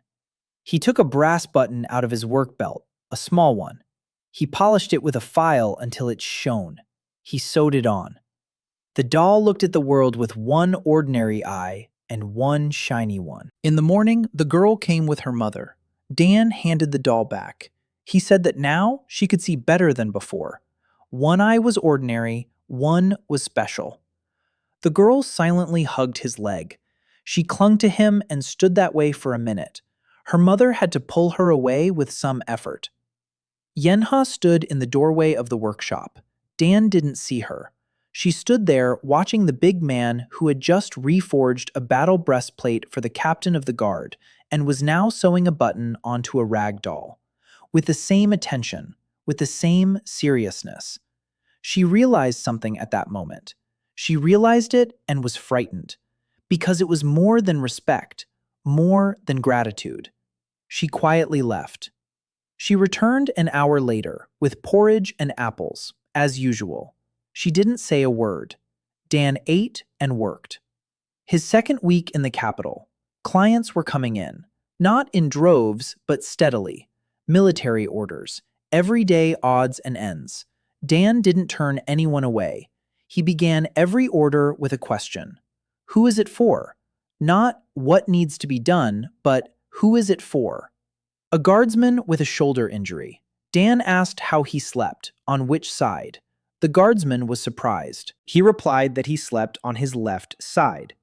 Dan made a shoulder pad with a soft inner lining on the left side. For the first time in a year, the guardsman slept without waking up in pain. A cook with a knife. Dan asked what he cooked most often. The cook said meat. Dan sharpened the knife at an angle specifically for meat, not a general-purpose knife, but a specialized one. The cook sliced the beef and couldn't believe his own hands. Every item was for a specific person, not an abstract function. A portrait. Eltane came to the workshop every day. Technically, she was still assigned to Dan as a bodyguard. In reality, there was nothing to guard against. She sat on a bench by the wall. She watched. She was silent. Sometimes she'd go off to train and then come back. She wore the dagger Dan had made for her on her belt. Always. She never took it off. Dan noticed that she had started taking painkillers from her vial less often. By the third week in the capital, another visitor came to see Dan. Tall, slender, an expensive dress, though not new. Thin leather gloves, chestnut hair, styled in a strict manner. A beautiful but stern face. Eyes that count coins even when looking at people. Lady Karina Westbrook. She entered the workshop. She looked around. She touched the workbench, just like Craig had done earlier, only without the guards at the door. She said she'd heard of Master Carver, that he makes things no one else does, that she represented the Westbrook Trading House, that the trading house was interested in a partnership. Dan asked what kind. Karina said she wanted to sell his crafts through their network, an exclusive distribution contract. 20% for him, 80% for her. Dan looked at her. He said that 80-20 wasn't a partnership, it was robbery. Karina smiled. For the first time during the entire conversation, she said she was glad he knew how to count, that the opening offer is always inflated. That's business. Dan said 50-50. Karina said 60-40 in her favor. Dan said 55-45. Karina thought for a moment. She held out her gloved hand. Dan shook it. Deal. Karina sat down on the bench next to Eltane. Eltane looked at her. Karina looked at Eltane. The two women sized each other up in 3 seconds and decided they could tolerate each other, but not love each other. Karina pulled a list out of her bag. Potential clients, lords, merchants, garrison commanders, people with money and problems. Each one needed something specific: armor, a tool, a mechanism. Karina knew the market. She knew what ailed each one. She knew who would pay. Dan read the list. 23 items. Each had a name, a title, a problem. Karina had done her homework before she arrived. Market research. Dan looked at her with respect. He said the list was good. She said she knew. She left. She returned the next day with another list and with a contract on parchment. Dan read it. The terms were fair. 55-45. The deadlines were reasonable. The penalties were symmetrical. He signed it. That evening, Innes remarked thoughtfully that a team was gathering around Dan. A healer, a warrior, a merchant. Dan said he wasn't putting together a team. He was working. People were coming on their own. Innes said that was exactly how the best teams came together.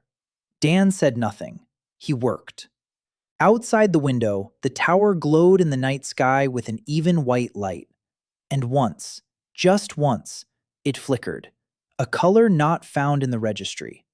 Purple. Dan didn't see it, but the priest in the temple beneath the tower did. And he turned pale. Dan began working at court. His first military commission was a breastplate for a wounded captain of the guard. Dan repaired a doll for the laundress's daughter, and at that moment, Yenha realized that her feelings for him were more than just gratitude. Lady Karina Westbrook proposed a business partnership, and they signed a contract to sell his wares. The tower flashed a purple light, a color not found in the registry. Mina Holloway was caught in the third week. Dan was walking back from the market with a sack of coal for the furnace. The street was crowded, noisy. He felt a light touch on his belt. Professional. Quick. Fingers slid toward his wallet and were halfway back when Eltane's hand seized the thief's wrist. Eltane was walking 3 steps behind him, as always. She held the slender wrist in an iron grip. At the other end of the wrist was a girl. Skinny, dirty, about 17. Short red hair. A face covered in freckles. Green eyes. Frightened. Angry. At the same time. She writhed in Eltane's grip like a cat. She was cursing under her breath. The words were such that Dan didn't understand half of them, and he wouldn't have liked the other half anyway. Eltane asked Dan if he should call the guards. Pickpocketing was punishable by a brand on the hand and 3 years of hard labor. Dan looked at the girl. Bare feet, a torn shirt, a rope around her neck instead of a necklace. No sign of class. A nobody. Or maybe she just hadn't passed her initiation yet. An orphan for sure. A dock worker's accent. He said there was no need to call the guards. He told Eltane to let her go. Eltane raised an eyebrow, but let her go. The girl jumped back 3 steps. She rubbed her wrist. She looked wary, ready to run. Dan asked her name. She snapped at him, said it was none of his business. Dan said, "All right." He asked when she'd last eaten. She fell silent. You could tell by her eyes that it had been a long time. Dan took the bread he'd bought at the market out of his bag. He held it out to her. She looked at the bread, at Dan, at the bread. She snatched it. She took a bite, She chewed quickly, never taking her eyes off him. Dan said he had a job for her. Nothing complicated. Cleaning tools, sweeping the workshop, carrying supplies. Food and a roof over her head. No pay, but food and a roof. She finished chewing the bread and looked at him. She asked what the catch was.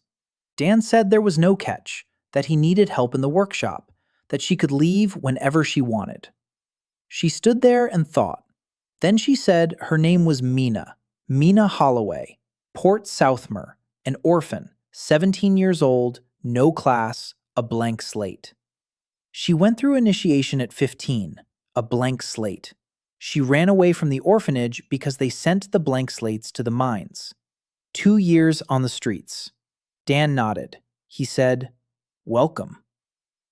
Mina came to the workshop that same day, dirty, skinny, angry at the whole world. For the first 3 days, she didn't speak. She cleaned the tools in silence. She swept in silence. She ate greedily and quickly, like a little animal. She hid bread under her pillow. On the 4th day, Dan gave her a task, to sort nails by size. She sorted them for an hour. Then she admitted she couldn't tell the 2-inch nails from the 3-inch ones because she didn't know what an inch was. Dan showed her. He explained. She remembered it the first time. Her hands were quick. Her memory was sharp. On the 5th day, she admitted she couldn't read. Quietly, without looking him in the eye, as if she were confessing to something shameful, something for which she'd be beaten. Dan didn't say anything. That evening, he sat down next to her. He took a piece of charcoal. He wrote a letter on the board. The first one. She said she wouldn't be able to do it, that she was dumb, that everyone said so. At the orphanage, on the street, everyone. Dan said that dumb people don't survive 2 years on the street alone at 17, that she wasn't dumb, that nobody had ever taught her. Those are 2 different things. She looked at him for a long time. Then she looked at the letter. She asked what it was called. Dan started teaching Mina to read every evening after work. An hour, sometimes 2. Letters, syllables, simple words. She learned eagerly, just like she ate, quickly and without stopping. She made mistakes. She got angry. Dan didn't rush her. He didn't scold her. He didn't sigh. He just showed her again, and again, and again. Mina became attached to him with the hysterical devotion of a puppy. She followed him everywhere. She snapped at anyone who approached him with complaints. Eltane put up with it. Yenha smiled. Karina, upon their first meeting, and said the girl needed a bath and decent clothes. Mina told Karina where she could stick her advice. Karina laughed. The next day, she brought Mina a dress. Simple but clean. Mina didn't put it on. She put it under her pillow, next to the bread. A week later, she put it on. She didn't know why. On the 10th day, another guest appeared in the workshop, an uninvited one. Dan was working on an order for one of Karina's clients, pallets for the garrison commander at the northern outpost. Mina sat in the corner, reading the inscription on a sack of coal, syllable by syllable. Yenha was sorting through her tools. Eltane was standing by the door. The door swung open. A girl walked in, about 19 years old, tall, lean, short-cropped black hair. A wide headband of dark fabric crossed her forehead. Her eyes were yellow, not brown, yellow, with vertical pupils, inhuman. A short sword hung at her belt. She wore fingerless gloves on her hands. She moved like a fighter. Every step was calculated. Every movement was controlled. She walked in and stopped in the middle of the workshop. She looked around. She looked at Dan. She said she needed a job. Any job. Her voice was sharp, harsh, like sandpaper. Eltane placed her hand on her blade. Mina hid behind the workbench. Yenha stood up. Dan looked at the girl. The analysis didn't work. He remained silent. Dan looked at her himself. a bandage on her forehead, wide. It covered not only her forehead, but also her temples. It was hiding something. Her eyes were yellow with vertical pupils. The skin on her hands was slightly grayish at the knuckles. Her nails were thicker than a human's. A half-demon. Dan had seen a leaflet at the market with images of demons and their descendants. Yellow eyes, grayish skin, thickened nails, signs of demonic blood. And the headband. It was hiding horns. Small ones, probably, but enough to give her away. The girl stood there, waiting for an answer. Her chin was lifted. Her shoulders were tense. Ready for rejection. Used to rejection. Dan asked what she could do. She said she could fight. He asked what else. She paused. Said nothing. Just fighting. He asked her name. Sora Degyon. He asked why she'd come to him specifically. She said she'd heard he takes the ones others won't. The ones with no class. No place. She heard that and came. Dan looked at Eltane. Eltane shook her head slightly. No, don't take her. It's dangerous. Dan looked at Yenha. Yenha was looking at Sora. At her hands, at her eyes, at her bandage. Yenha nodded, barely noticeably. Dan looked at Sora. He said there was work, that the conditions were the same as Mina's, food and a roof over her head. Sora blinked. Once. Quickly. As if she didn't believe it. Then she nodded, sharply, briefly. She sat down in the corner across from Mina.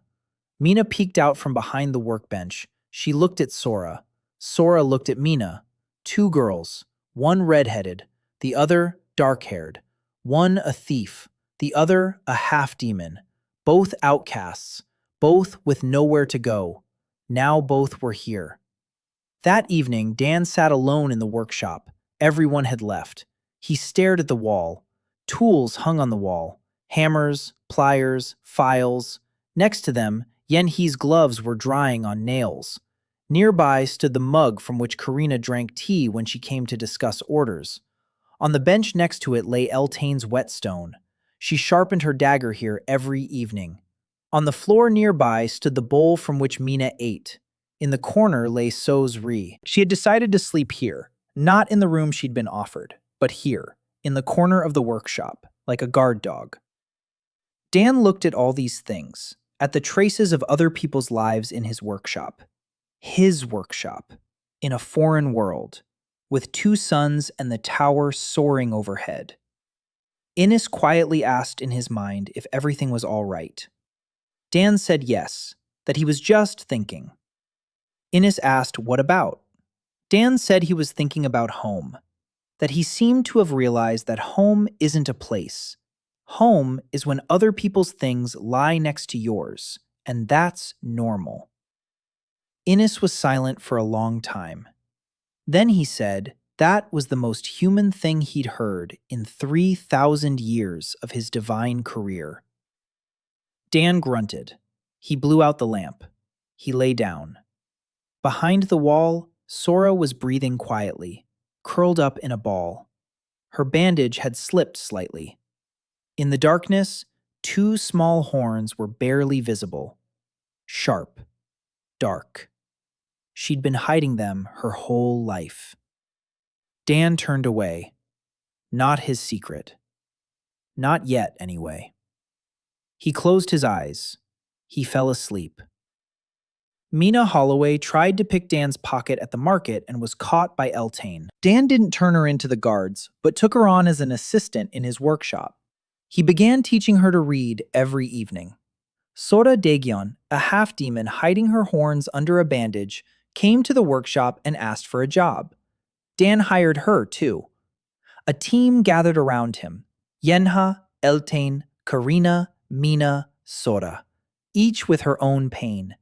Each found a place here.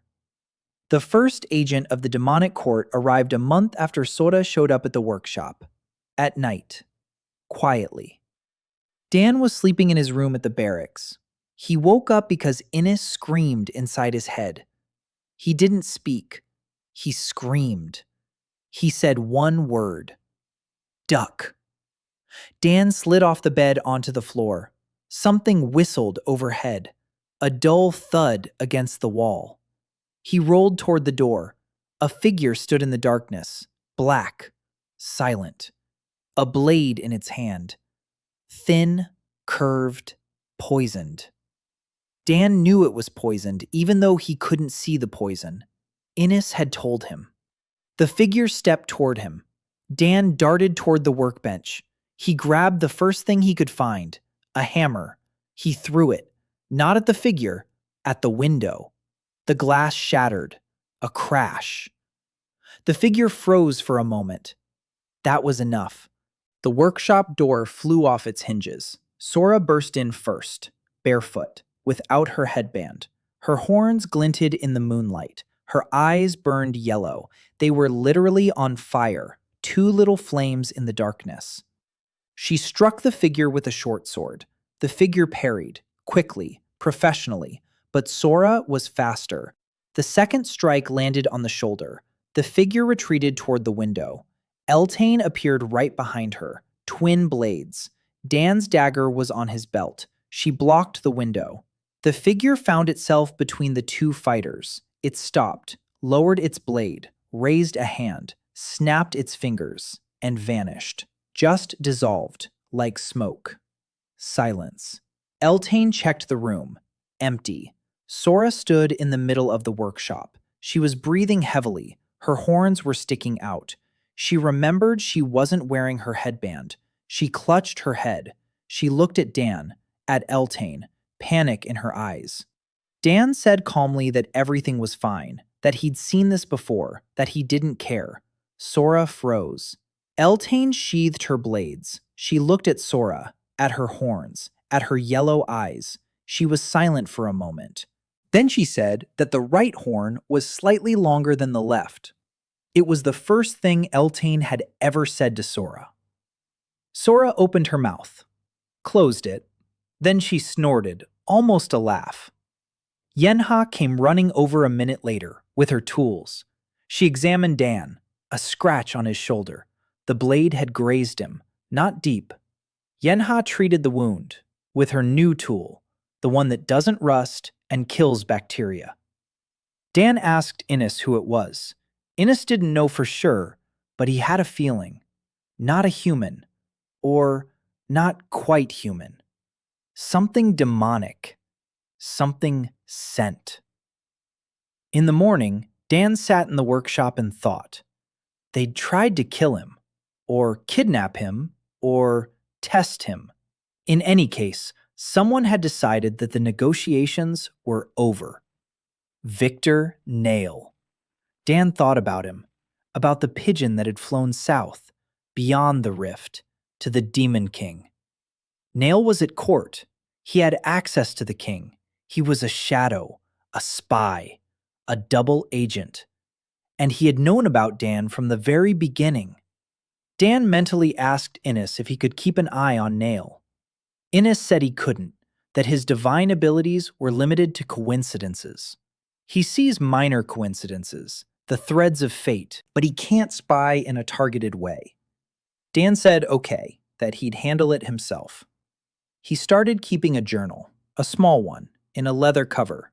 He wrote everything down, when the analysis kicked in, on whom, what it showed, when the transfer activated, what side effects it caused, how long they lasted, what Innes said, when and how often. Patterns. He was looking for patterns. A week later, he found the first one. Analysis triggered more often when Dan was tired, or hungry, or scared. Stress triggered it, not the mind, but the body, like a reflex. 2 weeks later, he found the second one. Transfer worked better when Dan knew exactly which property he wanted to transfer. Not abstractly, but in detail. Molecular structure, physical principle. The more precise the knowledge, the cleaner the result. The more vague it was, the stronger the side effect. A month later, he found a third one. Innes responded more accurately when Dan phrased the question as a data request rather than a plea for help. Don't help, show me. Don't save me, give me information. Innes wasn't a mentor, he was a search engine. Glitchy, capricious, but a search engine nonetheless.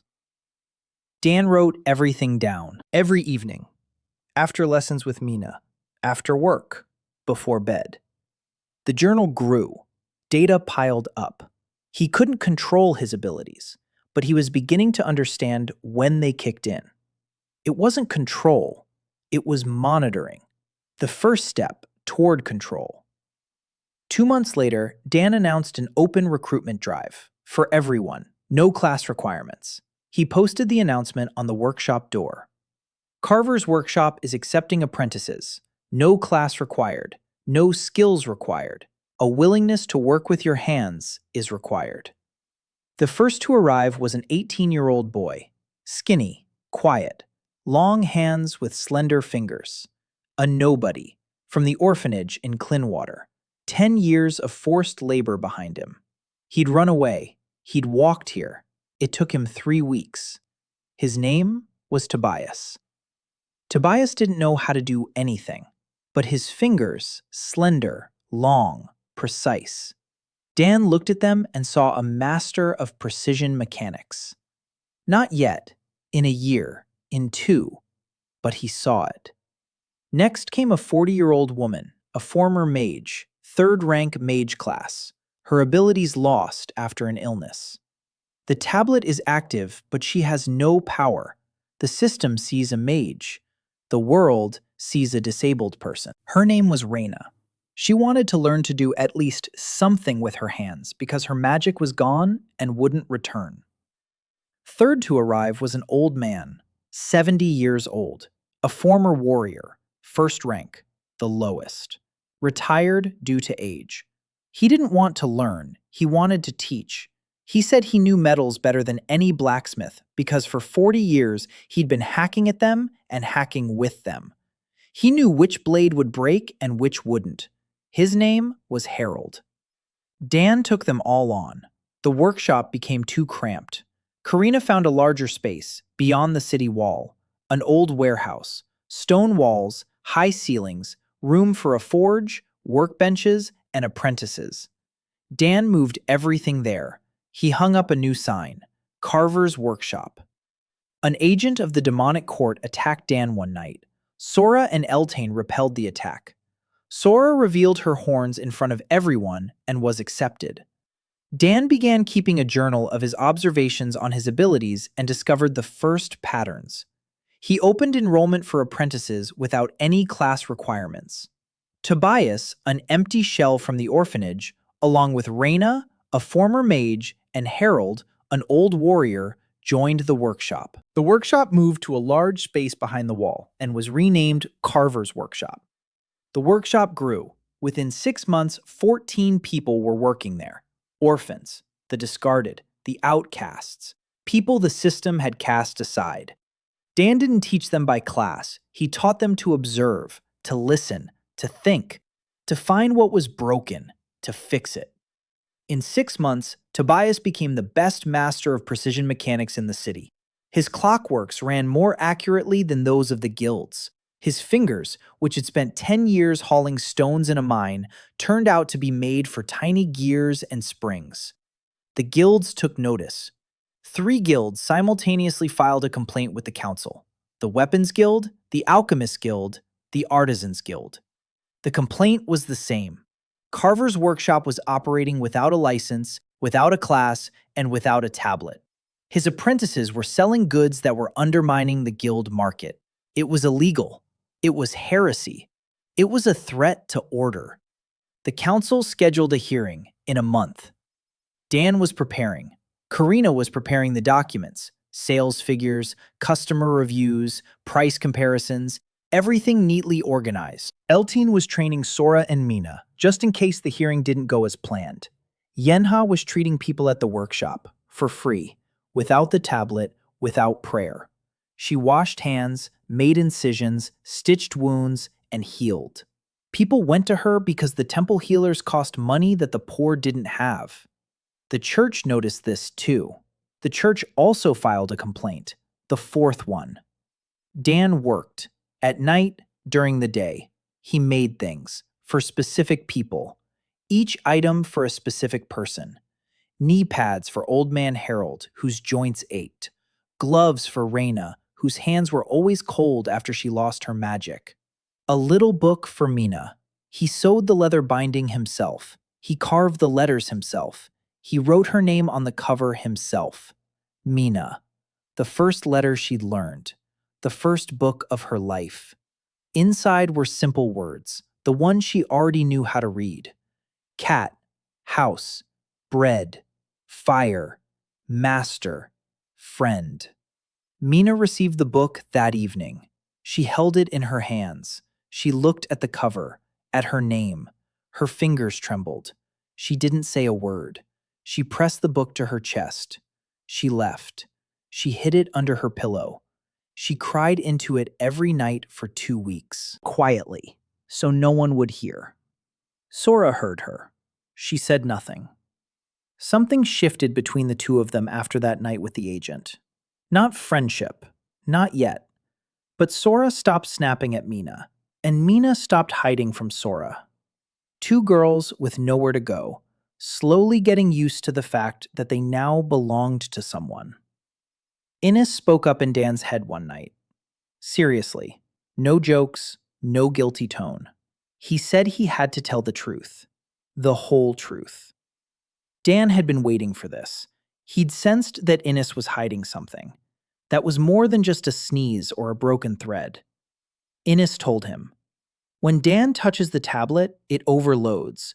It's no accident. Dan is outside the system, completely. Every time he does something impossible, something not found in the tablets, he creates an object with earthly properties.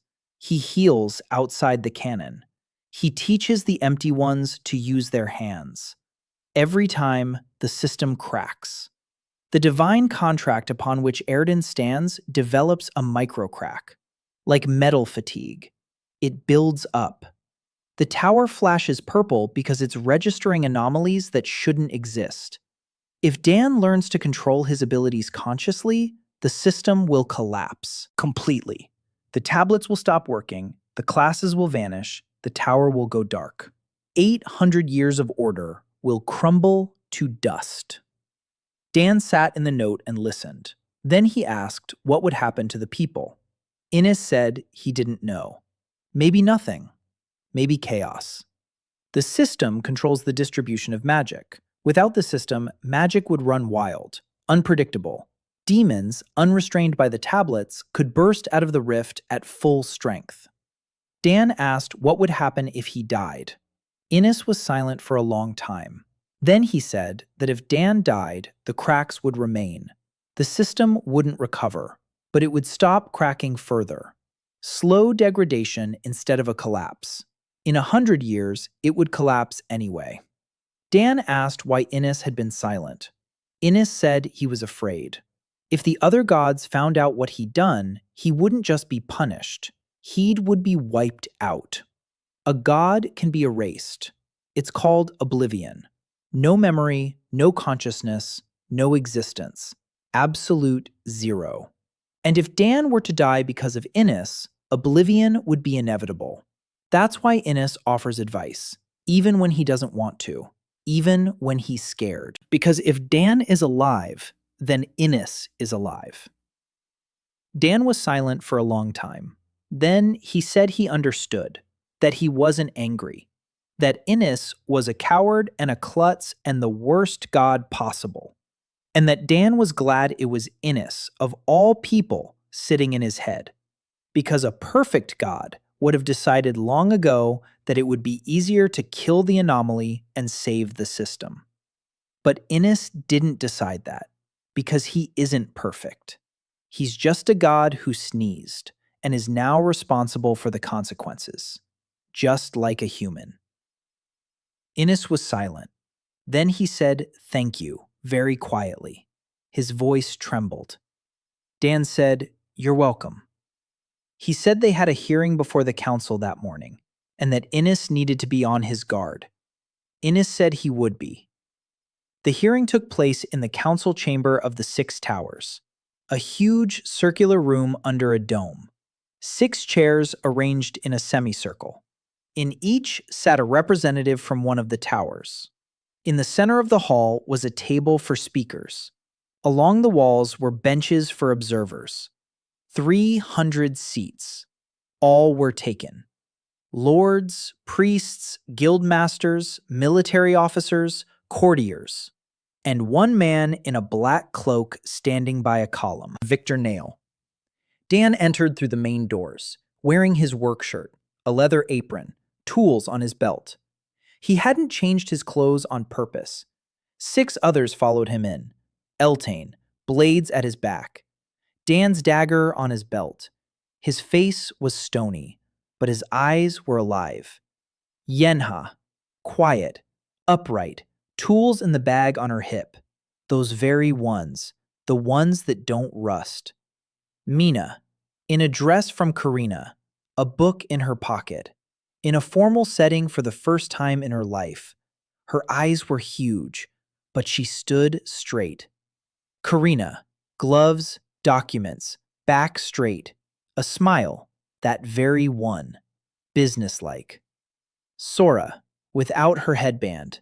For the first time, her horns are visible, small, dark, sharp. The hall buzzed, a half-demon, in the council, without chains. Sora stood straight, chin up, earrings on her neck, the ones Dan had made for her a month ago. Earrings with light absorption shifting, an illusory artifact, hides the horns from the inside. No detection magic can see them. But right now, the earrings are turned off.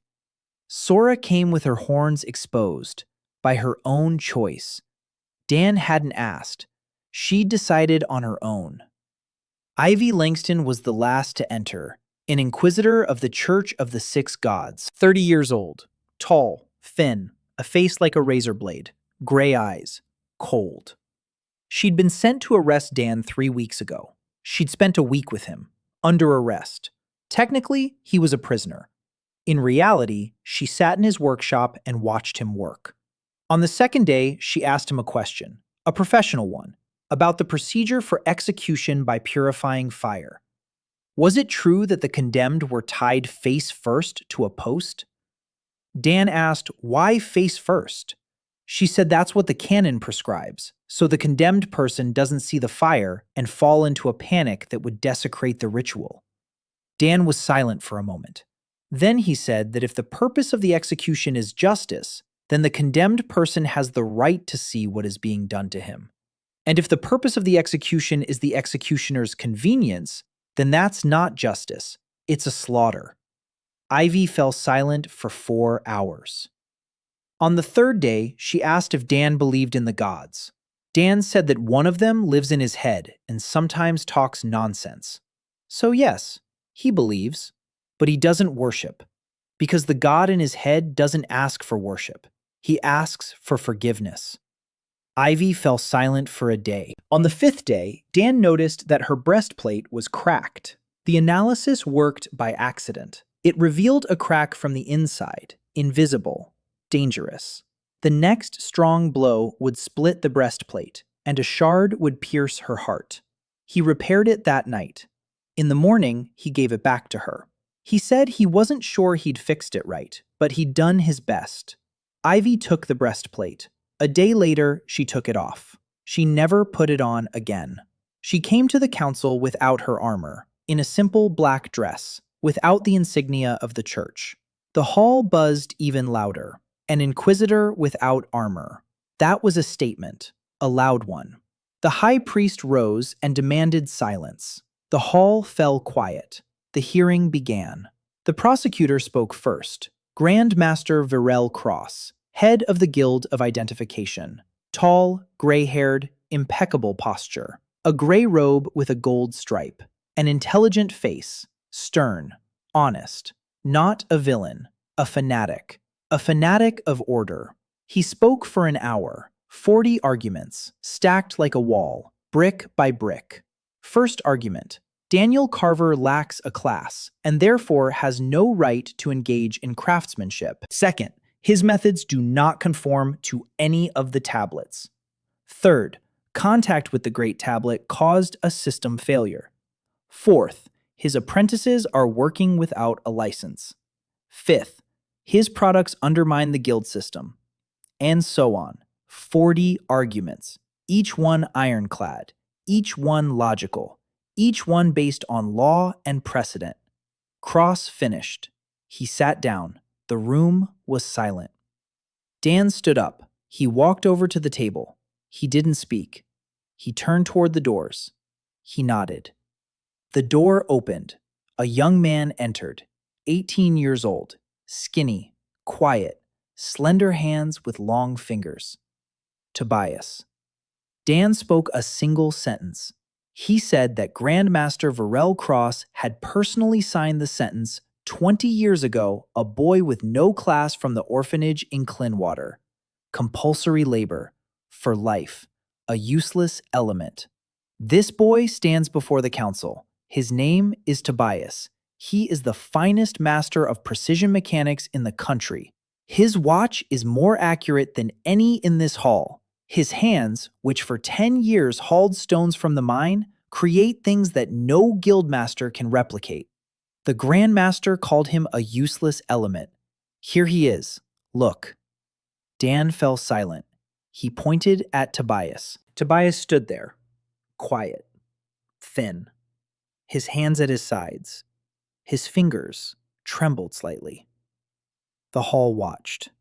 Cross watched. His expression didn't change. No shame, no anger, no remorse.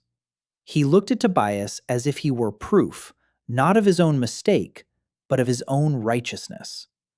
The system had determined that the boy was empty. The system was not mistaken. The boy was empty, according to the tablets. The fact that he had learned to use his hands did not negate the fact that, according to the system, he was nothing. The system does not err.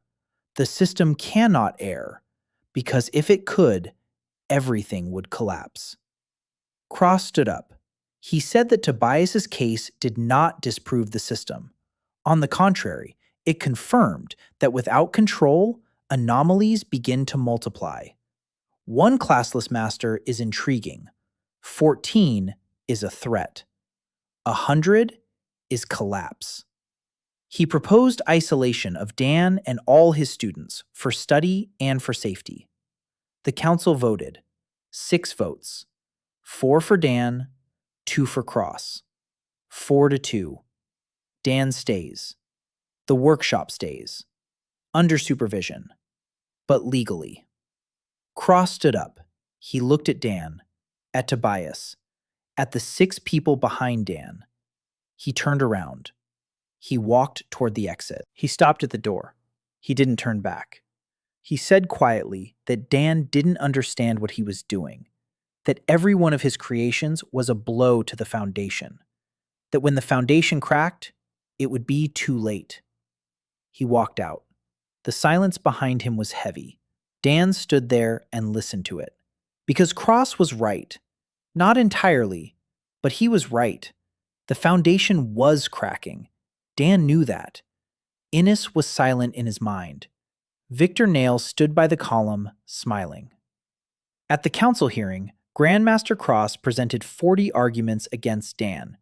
Dan called one witness, Tobias, whom Cross had sentenced to hard as a useless individual. The council voted 4-2 in Dan's favor. Ivy Langston came without the church's armor. Sora arrived without her headband, her horns exposed. Cross left, warning that the foundation was cracking. Victor Nail watched and smiled. The blow came a week after the hearing, from 2 sides at once. In the morning, 12 church inquisitors arrived at the workshop with an arrest warrant for Yen He. The charges: heretical healing, violation of the 6th Temple's canon, illegal medical practice. Ivy stood among them, in a black dress, without armor, but with the church's seal in her hand. She was supposed to hand over the seal when she took off her armor. She didn't. They forgot to demand it. Or perhaps they didn't dare. She snatched the warrant from the senior inquisitor. She read it. Her face didn't flicker. She said the warrant contained a procedural error. The signature was certified by the seal of the Third Temple. But Yenhe's case fell under the jurisdiction of the Sixth. Invalid. The senior inquisitor turned pale. He began to argue. Ivy recited the church's charter from memory, paragraph by paragraph, 17 paragraphs. The senior inquisitor fell silent. He led his men away. Ivy remained. She looked at Yenha. She nodded. Yenha nodded back. Two women who were supposed to be enemies, a heretical healer and an inquisitor, stood in the same workshop and understood each other without words. That evening, the demon struck. Not an agent, not a spy, a combat unit. 8 demons broke through the small rift 2 hours from the capital. The small rifts were opening more and more frequently. 8 demons were moving toward Kalistad, not toward the city walls, toward the guild, with a clear purpose. They had been sent. The Demon King knew where the guild was. He knew from Neil. The city guard sounded the alarm. The garrison set out to intercept them. But the demons bypassed them, through the underground passages, old ones, forgotten ones. Someone had shown them the way. Dan was in the guild. With him were Eltane, Sora, Mina, and Yenha, Tobias, Reyna, Harold, 5 more students. Dan heard Innes. Innes was shouting, "They're coming! From below! 8 of them! Big! Fast! 3 minutes!" Dan sprang into action, without panicking, just like during a factory accident. Protocol. Step 1. Evacuate non-combatants. Tobias, Reyna, the students, through the back door, into the city, to the barracks. Run. Step 2. Fortification. Dan grabbed an iron rod from the machine. Transfer. He imbued it with the properties of tungsten. High melting point, strength. Melting point, 3,400 degrees. The rod became something else. Not iron, not tungsten, something in between. Indestructible. The side effect hit immediately. Heat. His skin burned. His body temperature spiked. Sweat poured from him. Dan was burning from the inside. He'd burn for 3 days. If he survived 3 days. He propped the rod against the basement door. The rod slid into the stone like butter. Step 3. Preparation. Eltane stood in front of the door, twin blades, Dan's dagger at his belt. Sora stood beside her, a short sword. Her eyes were yellow, burning. Her hands trembled. Not from fear, from the fire inside. Her demonic blood sensed its kin. It was calling. She clenched her teeth. Mina stood behind the workbench, a crossbow. Dan had taught her to shoot a month ago. Her hands trembled, but she held the crossbow steady. Ivy stood by the wall, unarmed, praying. Her first sincere prayer in many months. Yenha stood behind her. Her tools were ready. Whoever was wounded, she would tend to them. Harold stood with a heavy hammer, 70 years old, hands like stone. He said he died before and didn't like it. He'd try not to die again. The cellar door shook. The rod held firm. A blow, another blow. The rod held firm. The third blow split the stone around the rod. The door collapsed.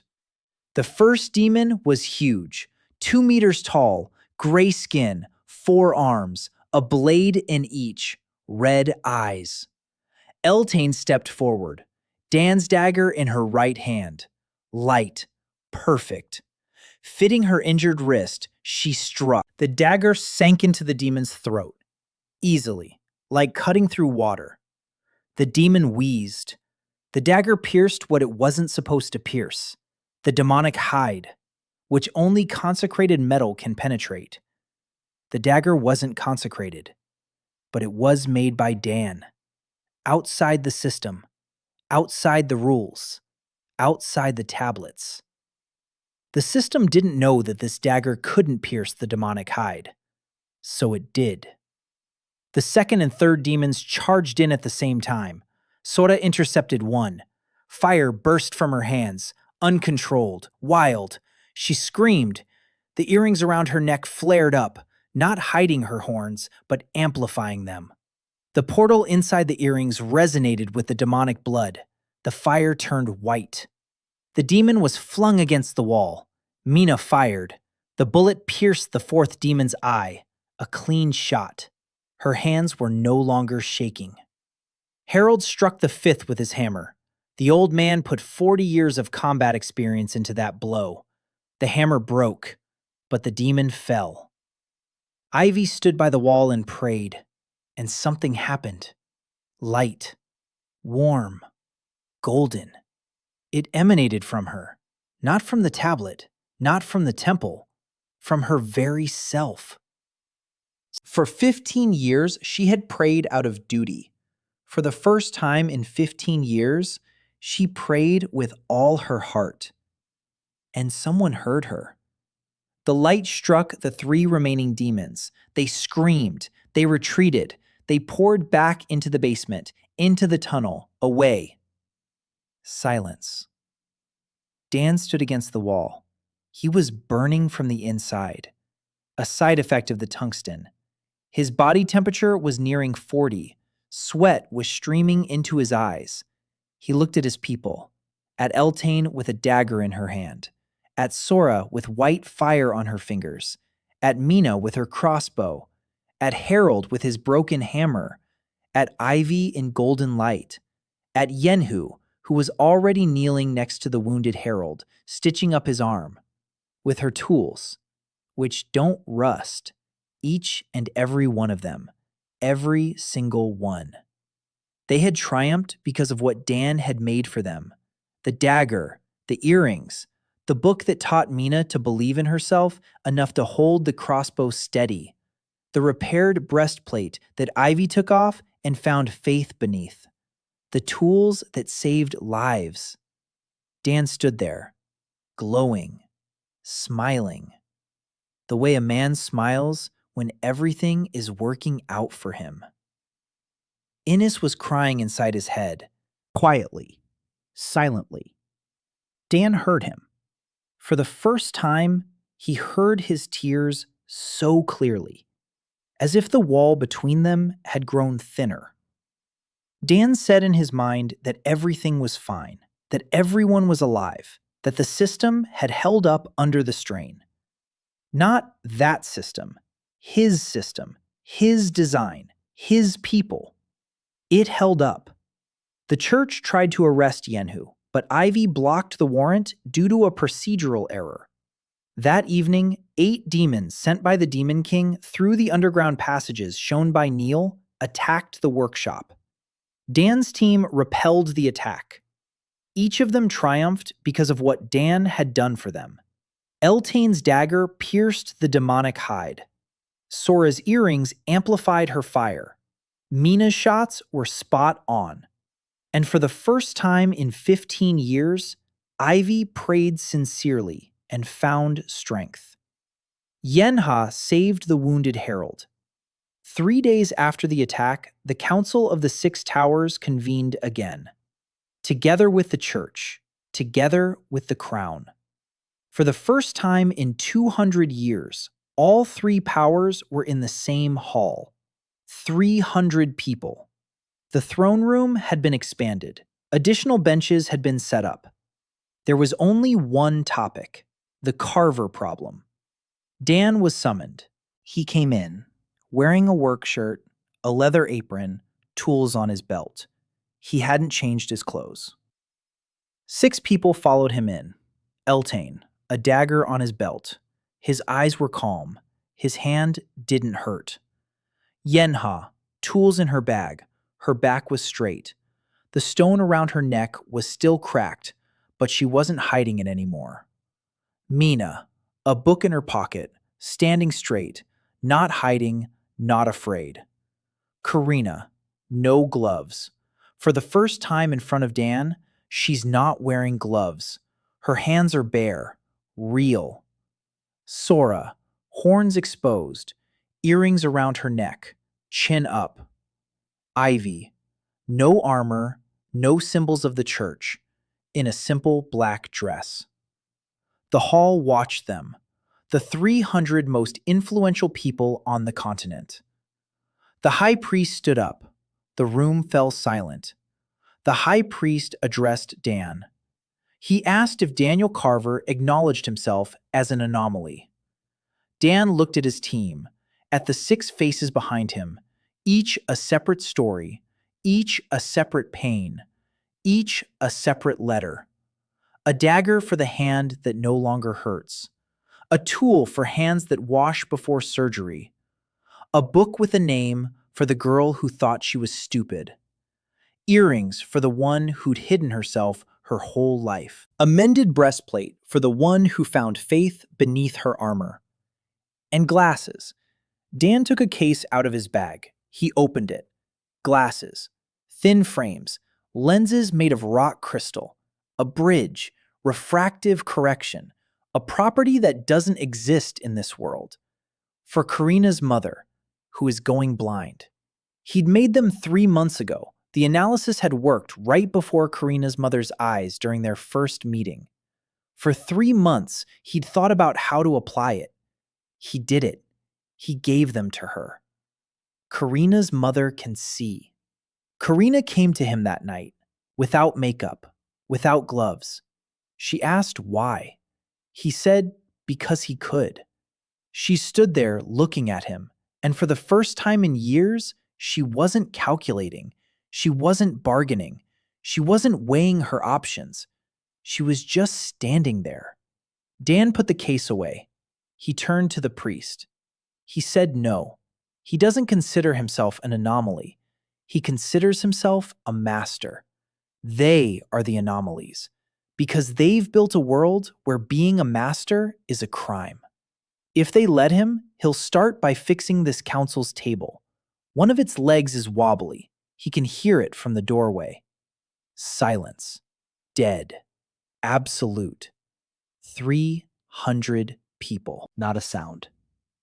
Ivy laughed first. Quietly. Then louder. Then Karina. A short chuckle.